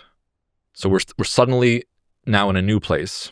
We don't know where, but we're somewhere, and we're taken by a storm for 9 days southeast, and we come to a land where you could just eat food that's growing around you and not have any care in the world. Well, that sounds a lot like the Carthaginian island paradise they discovered that was so lush and desirable that people wanted to all move there from Carthage, and Carthage was scared of their home being depopulated, so they forbade people from going there. Right? Like, I'm saying if you're trying to find something in the existing ancient literature that matches the Lotus Eaters, the two accounts of the Phoenician/Carthaginian ship being tossed on the sea for many, many days and coming to an island paradise where there's a lot of delicious fruit sounds like a candidate. Okay. Yes. So could Homer have heard this from some Phoenicians? Possible. Mm-hmm. It might not even be part of the same story as the northern adventures, right? Mm-hmm. He could have heard the Phoenician story of the island paradise and put that in the early part of the story, and then he might have heard a separate account of a northern journey with solar confusion, and between them is another magical episode, the island of Aeolus. Okay, now everybody and their mom has put Aeolus near Italy. You see that? Mm-hmm. Can you bring up the file called Lipari, Lipari? Okay, so this is the to the west of the southern tip of Italy, north of Sicily, there's this group of islands still called now the Aeolian Islands. It's a popular destination for sailors.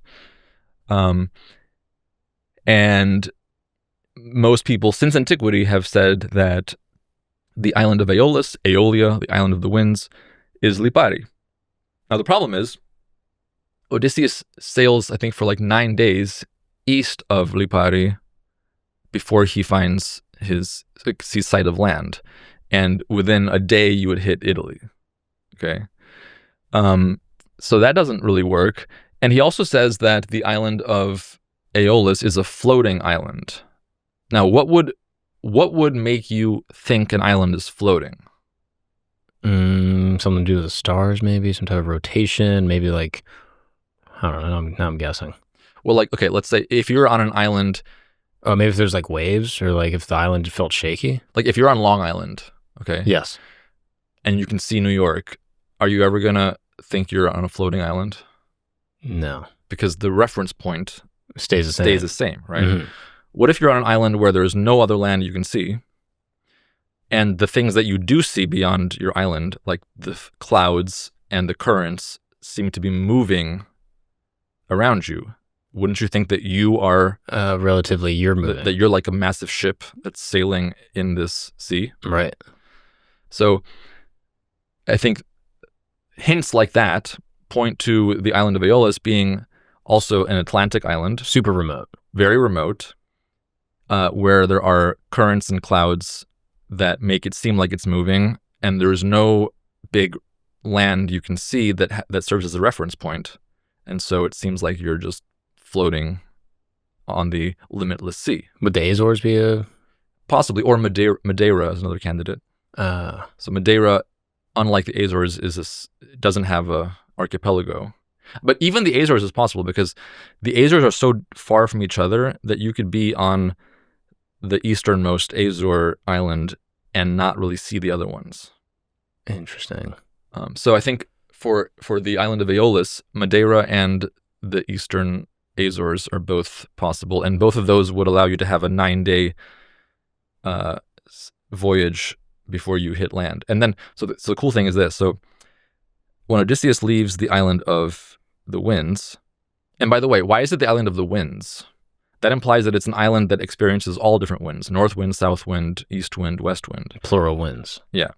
And both Madeira and the Azores, because they're both kind of within this North Atlantic gyre, like close-ish to the center, not central, but kind of far enough towards the center to have all the different winds and currents play a role. So you could experience all the different winds on either of those islands. And therefore, it might be a floating island and one that has all the different winds come into play once in a while. So then Odysseus sails east with a steady westerly wind, and westerly means it's blowing you from the west, okay? And he sails, I think, 9 days. We can check that chart again. So he sails from the island of Aeolus for 9 days eastward, and then Homer says he sees Ithaca. They even see like the smoke from the chimneys of their homes. And just as they're about to get close, some of these idiots on board, they open the bag of the winds. Get blown away. And the winds reverse, and they get blown back to the island of Aeolus. Okay. Now, since you cannot sail for 9 days towards, where is it? Yeah, since you cannot sail for 9 days east and reach Ithaca, it's impossible. Let's just assume, for the sake of argument, that Homer substituted some other location with Ithaca. Let's just say Gibraltar, or let's say Portugal, or let's say Ireland. Doesn't really matter, okay?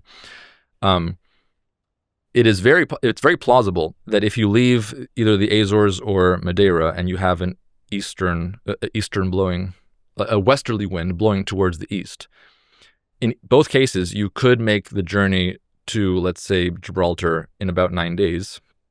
And in both cases, you could be hit by the Canary Current and an eastern wind randomly that will just blow you right back where you came from. And I can imagine, once again, a story of a sailor being like, dude, I was sailing, I left this island, we were just about to be there, and then out of nowhere, these winds pulled us all the way back to this other crazy place. I almost died. Yeah. And then that story passes along, it becomes this myth. Yeah. Oh, that's so fun. That is fascinating. It is fun doing this. Like, it's fun because it suspends a lot of the strict sort of academic scrupulousness that goes along with being, like a professor, so to speak, right? And it opens up so much more room to say, well, what if? And so often I find, like, when speaking with professors or people that adhere to like a very strict sort of academic guideline, they're like, well, if there's no other evidence for it or there's no other record for it, then it couldn't be. But just to say, like, well, what if? And I think in the gray of the what if even one of these is true, if even one mention of Newfoundland or, the Funk Islands or something is true, I mean, it just completely changes what we understand about this period. And to me, I'm like, why would you not want to even just experiment with the idea, right? Do you have other academics and other, people of your, scholarly standing that reach out to you privately and they're like, hey, I think you're onto something here, but I can't say it? Well, my friends who are in academia, they enjoy this stuff. They tell me that. Right. And it's not like they're afraid to say it. It's just that it's just not what comes up in academia. Right. And again, it's like, I think it's more indifference than it is hostility. Sure. I mean, of course, there are people who are hostile to anything that doesn't fall into their specialty and their established, the established scholarship. But I think usually it's just they're indifferent to it. But if they come across it, they find it. So like I told a few of my friends who are now professors about this episode, and I was expecting them to be like, oh, we've lost you, but they were like, oh, that's cool, So, right. Yeah. I can imagine historians and anthropologists to be the ones that are the more effusive, where they're like, hey, you're using mythology to try to suggest that what I know to be true is wrong. Yeah. So get out of here. Yeah. And just to be extra clear, you should ask me, how much of this do I believe? Go ahead. How much of what we've talked about today do you believe 100%? Well, nothing 100%. I think it's very likely that either the Greeks or the Phoenicians or both wandered up the North Atlantic coast to Britain and Scandinavia. Reasonable. Given that we know that happened later, I don't see why it couldn't have happened in the Bronze Age, especially given that they were looking for the sources of amber and for tin. Okay. So maybe 85% likelihood? I'd bet $1,000. Wow. Okay. But I wouldn't bet anything on the other stuff. Okay. So Iceland, even I think it's, well, I'll say that I think the Scandinavian stuff is to me sounds very likely because again, it happened later in antiquity. And the idea that nobody tried to follow the coastline and see where it went seems contrary to human nature. Like we have so many stories of other civilizations. I mean, the Polynesians, right? Polynesians that reached Easter Island, which is 1,000 miles away from anything. And it's a tiny little dot in the middle of the ocean. The entire Pacific, right? Like when the Europeans were, like Captain Cook and others were in the Pacific, they found all these islands inhabited. It's like shooting a bullseye from, a mile away, right? We have stories of African attempts to cross the ocean. Like there's the famous story of Mansa Musa's predecessor. We don't know his name, but the king Mansa Musa of Mali, I think, told the story that his predecessor like ordered the construction of like a flotilla and they just sailed west into the ocean and were never heard from again. Okay. So this is what humans do, they, Mertz has Mertz, who is cuckoo, but she has some good lines. She said, if anybody told the ancient Greeks, don't go there because the edge of the world is there, somebody would have been like, oh, let me go see. Right. If we have people leaving Mali to just sail west and see what's out there, putting their lives on the line. Yeah. It's hard for me to believe that only one guy in all of human history ever did that. Yeah. So I think traveling to the north of Europe is quite likely. Everything else is plausible. It's worth investigating further. I'm not committed to it. Can we still use this money metaphor? You put in $1,000 on Scandinavia. Yeah. How much money are you going to put on Iceland? I don't know, maybe 500. How much money are you putting in Newfoundland? 100 or 200. How much money are you putting on Bermuda? 50. That's fair. I think that's a very reasonable estimate. And then what about the Panhandle of Florida? 0. I think that's fair. I think that kind of tracks for me. I think that makes sense, right? It's not, again, I am very fond of this idea that ancient civilizations are more clever, more advanced, and as curious, if not more curious, than we are at this very day. And I think we don't always give them so much credit. Yeah. And I think we like to be like, oh yeah, you know, they believe the Earth was flat. They think this, and it seems like as time goes on, a lot of those assumptions about antiquity are maybe not so true. And that I do think they were, in many ways, as smart and as clever, and perhaps even smarter than us now in terms of specific local knowledge and information. Yeah. And so the idea of, I mean, like, even looking at like non-humans, like Homo floresiensis, they were seafaring. Yeah. Like, right? Like, they were like going distances. Like, I think Neanderthals had boats. Like, all of these like proto-humans. Australopithecus is Australia, right? Yeah, exactly. It's like, it's crazy to me that these even non-human, sort of like proto-human hominids are doing sea travel, and the idea that like the the brightest, most elite Homo sapiens couldn't have done it just because we don't have a documented record of it. Yeah, it seems a little bit, I don't know. It lacks a certain amount of like curiosity to me. But I love this. This is so fun, and the detailing that you put into this, I just think is like so enjoyable and really refreshing from someone with your pedigree and your authority on the topic to be willing and open to explore these types of things. I just think is awesome, and evidenced by your channel and specifically this video's success. I think it resonates with a lot of people as well. Well, thanks, and it's been really fun talking about it with you. Yeah, absolutely. Thank you so much. Now, before we go, I think we have maybe 25 minutes. Can I ask you some questions about the Odyssey, the film? Sure. So, you saw the Odyssey, mm-hmm. the most recent film by Christopher Nolan. Yeah. He's outside. I don't want to speak out of turn here, but you gave me a rating out of 10. Yeah. Could you share that with me now? 6 or 7 out of 10. Why? Well, okay, first of all, being somebody who has read the Odyssey so many times, including in ancient Greek, I'm going to be more picky than most people. I mean, you can even recite the opening lines in ancient Greek. I can. Would you mind spin a little Greek for us? Do you have a drum? Oh, no, but I can give you a little beat though. Can you do like a dum bum bum bum bum bum bum? There we go.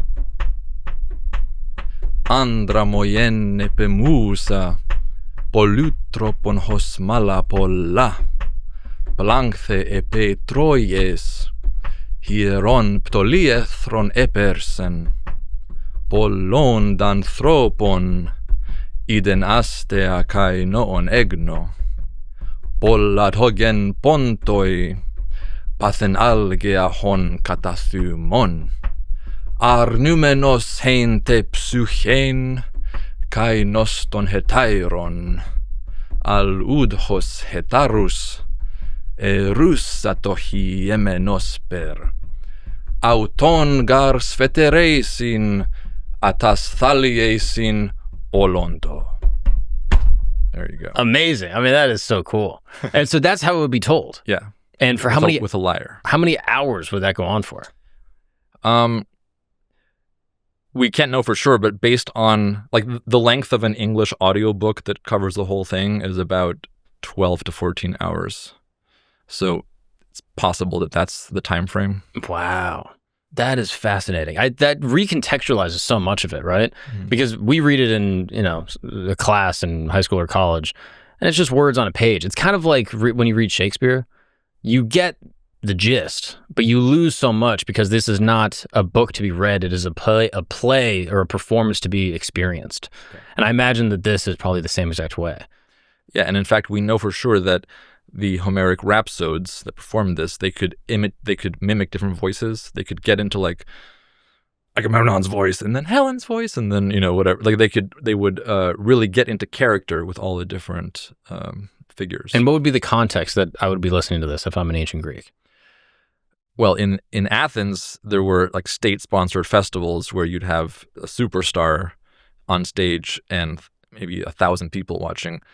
In the age of Homer, we don't know, but probably probably the types of scenes depicted in the actual Odyssey, where you have a feast put on by a king or local warlord in a great hall and a bard as entertaining maybe like 100 people who are feasting. Would I be drinking? Definitely. I'd be hammered. You would. Nice. Would I be on drugs? Possibly in book 4 of the Odyssey, when Telemachus visits Menelaus. And by the way, this is a great missed opportunity for Nolan, because Homer's Helen is way more formidable than Nolan's Helen. Okay, Homer's Helen drugs the whole party. Really? When she sees that Telemachus is the son of Odysseus, and Menelaus is going to start like waxing nostalgic about Odysseus and the Trojan War, which she caused in this storyline, she's like, okay, this is going to be bad for me. Let me drug everybody's wine. And she uses an Egyptian drug that is so potent that if you take it, even if your child is being torn to pieces in front of you, you will still not shed a tear. So there we have this type of scene where a bard might be present. He's not in this case, but drugs were definitely known and described. What do you think that could be? I mean, it sounds like ecstasy. The main theory is opium. Ah, so you're just on heroin. I'm not an expert, but yeah. That's wild. I mean, again, I've never done heroin, not yet. But my understanding is like it's from the poppy, right? It's not, well, again, it's not mentioned that it's poppy. It's just mentioned that it's from Egypt, and there has been speculation that Egypt was importing opium from, Central Asia or something. Again, through various indirect intermediaries. Now, what other discrepancies from the film to your understanding of the original Greek are you bothered you? Okay, the first thing is like, why are they wearing helmets when they're rowing on the boat? Hilarious. Or wandering in a forest. Like, first of all, the helmets are anachronistic. These are much later helmets. They constrict your vision very severely. They're only useful if you are marching in a column of dudes and you're only going to go forward. If you're walking in a forest where there might be like dangerous creatures around you, you don't want to wear this helmet, all right?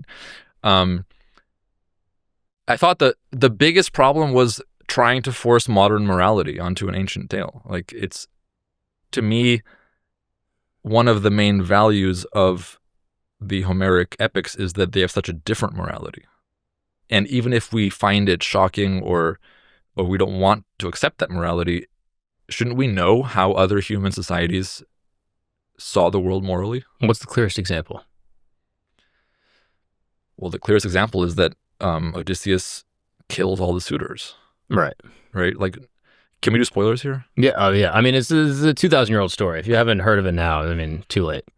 Well, because in Nolan's version, he doesn't kill all the suitors. Okay? He spares quite a few of them. In Homer, he only spares like 2 or 3. That's another missed opportunity, because you know how like in the final scene, Matt Damon Odysseus prophesies that only songs will remember them, that no writing will survive, right?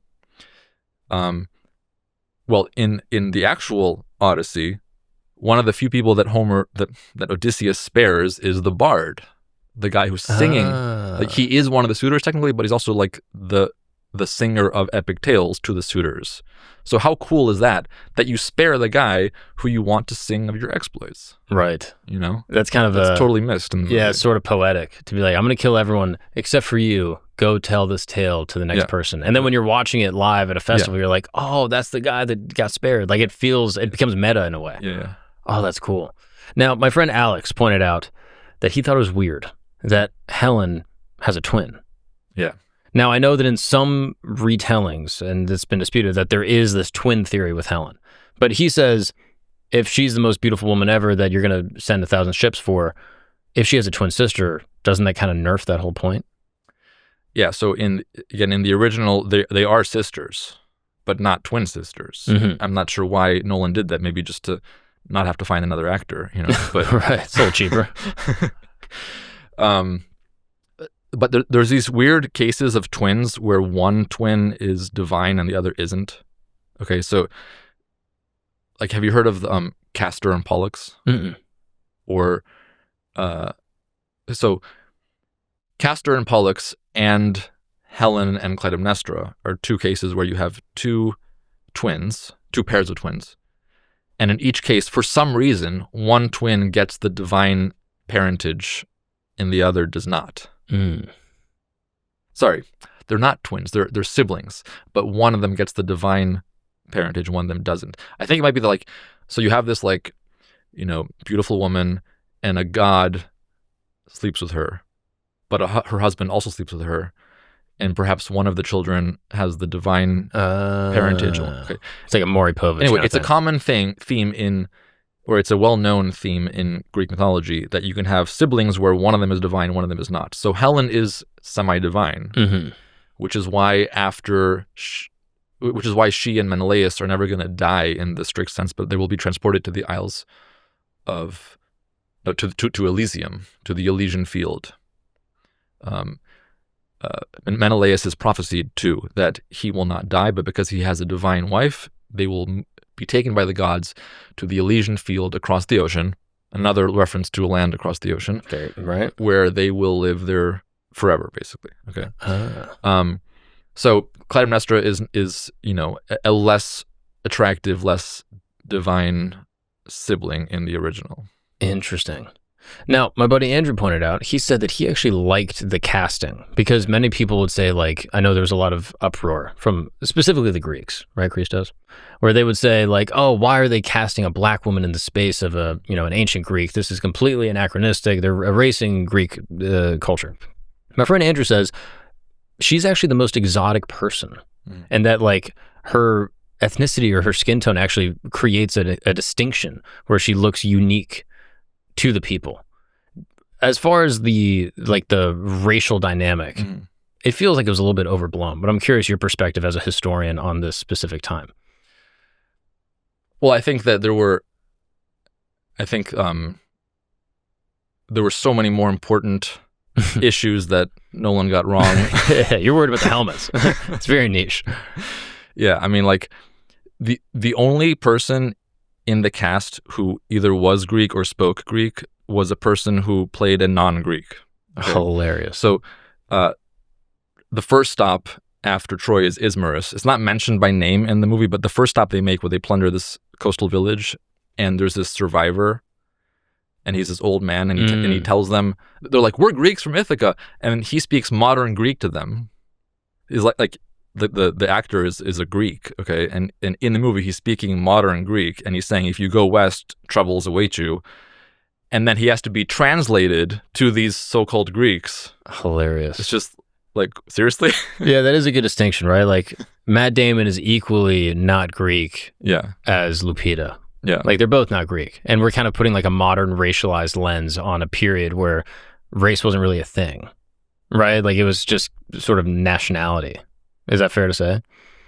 Well, I mean, I don't know how much race was a thing. I think Greece was definitely not as multicultural as it appears to be in the film, but there's a lot we don't know. So they also weren't speaking English. Yeah. Now, another element that I mentioned before that is my favorite part of the book, or at least when I read it in high school, I was like, oh, that's so clever, is when he tells the Cyclops that he's nobody. Yeah. What, like, do you have a theory as to why that was cut out? Did it bother you that element was removed? Well, I did see that Nolan was asked this, I think, by Jon Stewart in an interview, and he says, we just couldn't work it in. It was impossible. So I don't know. I mean, look, there's a lot of unfortunate choices. I think maybe I should tell you, like, what I thought was done well, though. Yeah, I mean, before we get to that, I just want to know if there's any other details you were like, this is a missed opportunity, this is the best part, things that people don't know. I mean, the Land of the Dead, where he holds his mother 3 times and she evaporates and moves through him, and she dies of, a broken heart waiting for him. That's like the most beautiful part of the whole poem. Yeah. And it's also omitted. So I'm like, ugh. I mean, look, if you're going to take what was a 14-hour performance and make it into a 3-hour film, fair, you have to cut things that are going to be really sad to cut. Fair. Okay. At the same time, I think Nolan could have done some really awesome things that he didn't do. One is to actually show the ancient morality in all its shocking alien aspects, right? But I will say that there were some really, really clever things that he did. Tell me. Okay, like when Odysseus in Circe's Isle, when he goes hunting and he shoots the deer, and then he goes to retrieve the body and it's a human body. That's not in Homer. Mm-hmm. It's a brilliant touch to to give Odysseus a way of understanding what's happening on this island, that you have a witch turning humans into beasts. And then here's one that he did that I think Aristotle would have approved, because Aristotle said that the power of tragedy, and Homer he takes to be a kind of related form of art to tragedy. The power of tragedy is most vividly seen in moments of reversal and recognition.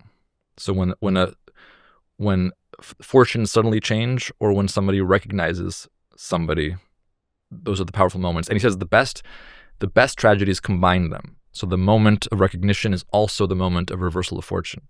And in this case, Nolan, it's not in the original, but Nolan made the moment where the dog Argos recognizes Odysseus to coincide with the moment where Telemachus recognizes Odysseus, which also then marks the reversal, because now Telemachus knows that things are different, right? So I'm not going to get killed. Things are turning around. Exactly. So that would have been that would have the stamp of approval of Aristotle on it. Wow. Yeah. That's a great way to look at this. I think so many people are trying to skewer the original and say like, oh, they ruined it and destroyed it and Hollywood effed up the whole movie. Well, there are elements that are changed, and perhaps some of those criticisms are legitimate, but it is also possible that in certain elements, Nolan did better than Homer. And that is quite an achievement, even if he does it once. I mean, I know this is probably breaking Christos' heart. He's like, no, dude, Homer's the best. No one could ever be Homer. But that part right there, it's not something I even considered. Like in that one single moment, it does two things at once that even the rhapsodes of old didn't do. Yeah. Wow, that's a great point. And that is also maybe the most beautiful part. Argos seeing his owner and being like, and then dying immediately after. And Odysseus shedding one single tear and wiping it away. Yeah. It's perfect. I mean, truly perfect. It's gold. Right. It's also a great name for a dog that I feel like not enough people are using. Right? Like, I always meet Fidos all the time. How many Lunas have I met in the last year? Give me an Argos. That's the best dog name I've ever heard. I think there's going to be a big explosion. There's going to be a big explosion of Argoses in the next 2 years. Watch. Now, anything else that you saw in the film that you thought could have been different, was a deviation, but you didn't mind, or was even better than the original? Well, I like to think of the positive things, because there's a lot of negatives. I don't want to, do that. But one more thing that was cool is the sound that the bow makes when you pluck it. Yeah. Now, that's totally unrealistic. Okay. A bow of that tension would have sounded like, bing, Hilarious. Yeah. Like, you want bass. What you hear is like the thickest, biggest string of a harp with that whole resonating chamber available to, right? Feels like a Tool intro, Yeah. That's what you want. That was obviously like, the sound was overlaid with harp or something. But what I like there is that in the scene with the challenge of the bow, right? Oh, another missed opportunity. The interview between Penelope and Odysseus, right?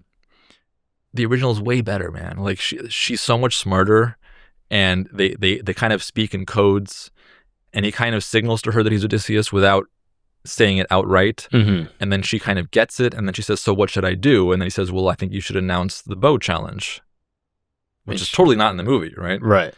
And then she's like, "Okay, sounds good." So like, you can read. It's not like it's not uncontroversial, but you can read into that scene in Homer that he's giving her a signal. She's getting it. She's asking for advice. He gives it, and then she's like, "Okay." And it's like they've conspired together. Right. That's totally missed in the movie. But then what is cool is, so he starts stringing the bow, and all these suitors are angry, and they're jeering, and they're insulting him, and like you feel like at any moment they might just charge him and beat him up, right? And the music is growing in tension and growing and growing and growing, and then at the moment of the climax of the musical crescendo, he goes bang, and then the music stops. Right. And like shit just got real, and it's like, pew, pew, yeah, right? It's awesome. Yeah. But now also in the Homeric, it's not something I ever understood, and from my reading of the excerpts of the original, where it's like, okay, he's talking to Penelope, he's like, let's do this bow thing. She's like, all right, let's do it. Yeah. And then even after he does that, she still is not sure, and she's like, move my bed out of the chamber. Yeah. And then he's like, well, you can't move the bed. I made that bed. It's connected to an olive tree. It's like this whole thing. It's like, it makes me think that she still didn't believe it. even after this whole feat and threading the bow and shooting through the axe handles, all that. So in your interpretation from the original Homeric, at what point does she know Odysseus is really him? Well, I think the purpose of her at least feigning disbelief and making him prove himself is because Homer wants her to be an equal to him in cunning. If she had just said, "Oh, you're home, honey. I love you so much." Like, no, prove it with the axe handles. That would be. But after you do that, then she got to come down and be like, "All right, it's you. I get it." But Odysseus himself does this, right? Like when Odysseus Odysseus doesn't just check people's intentions; he double checks and triple tests, right? Like when after he kills the suitors and he goes to see his father is like plowing the earth, all muddy and dirty. And you'd think he would just say, "Dad, I'm home."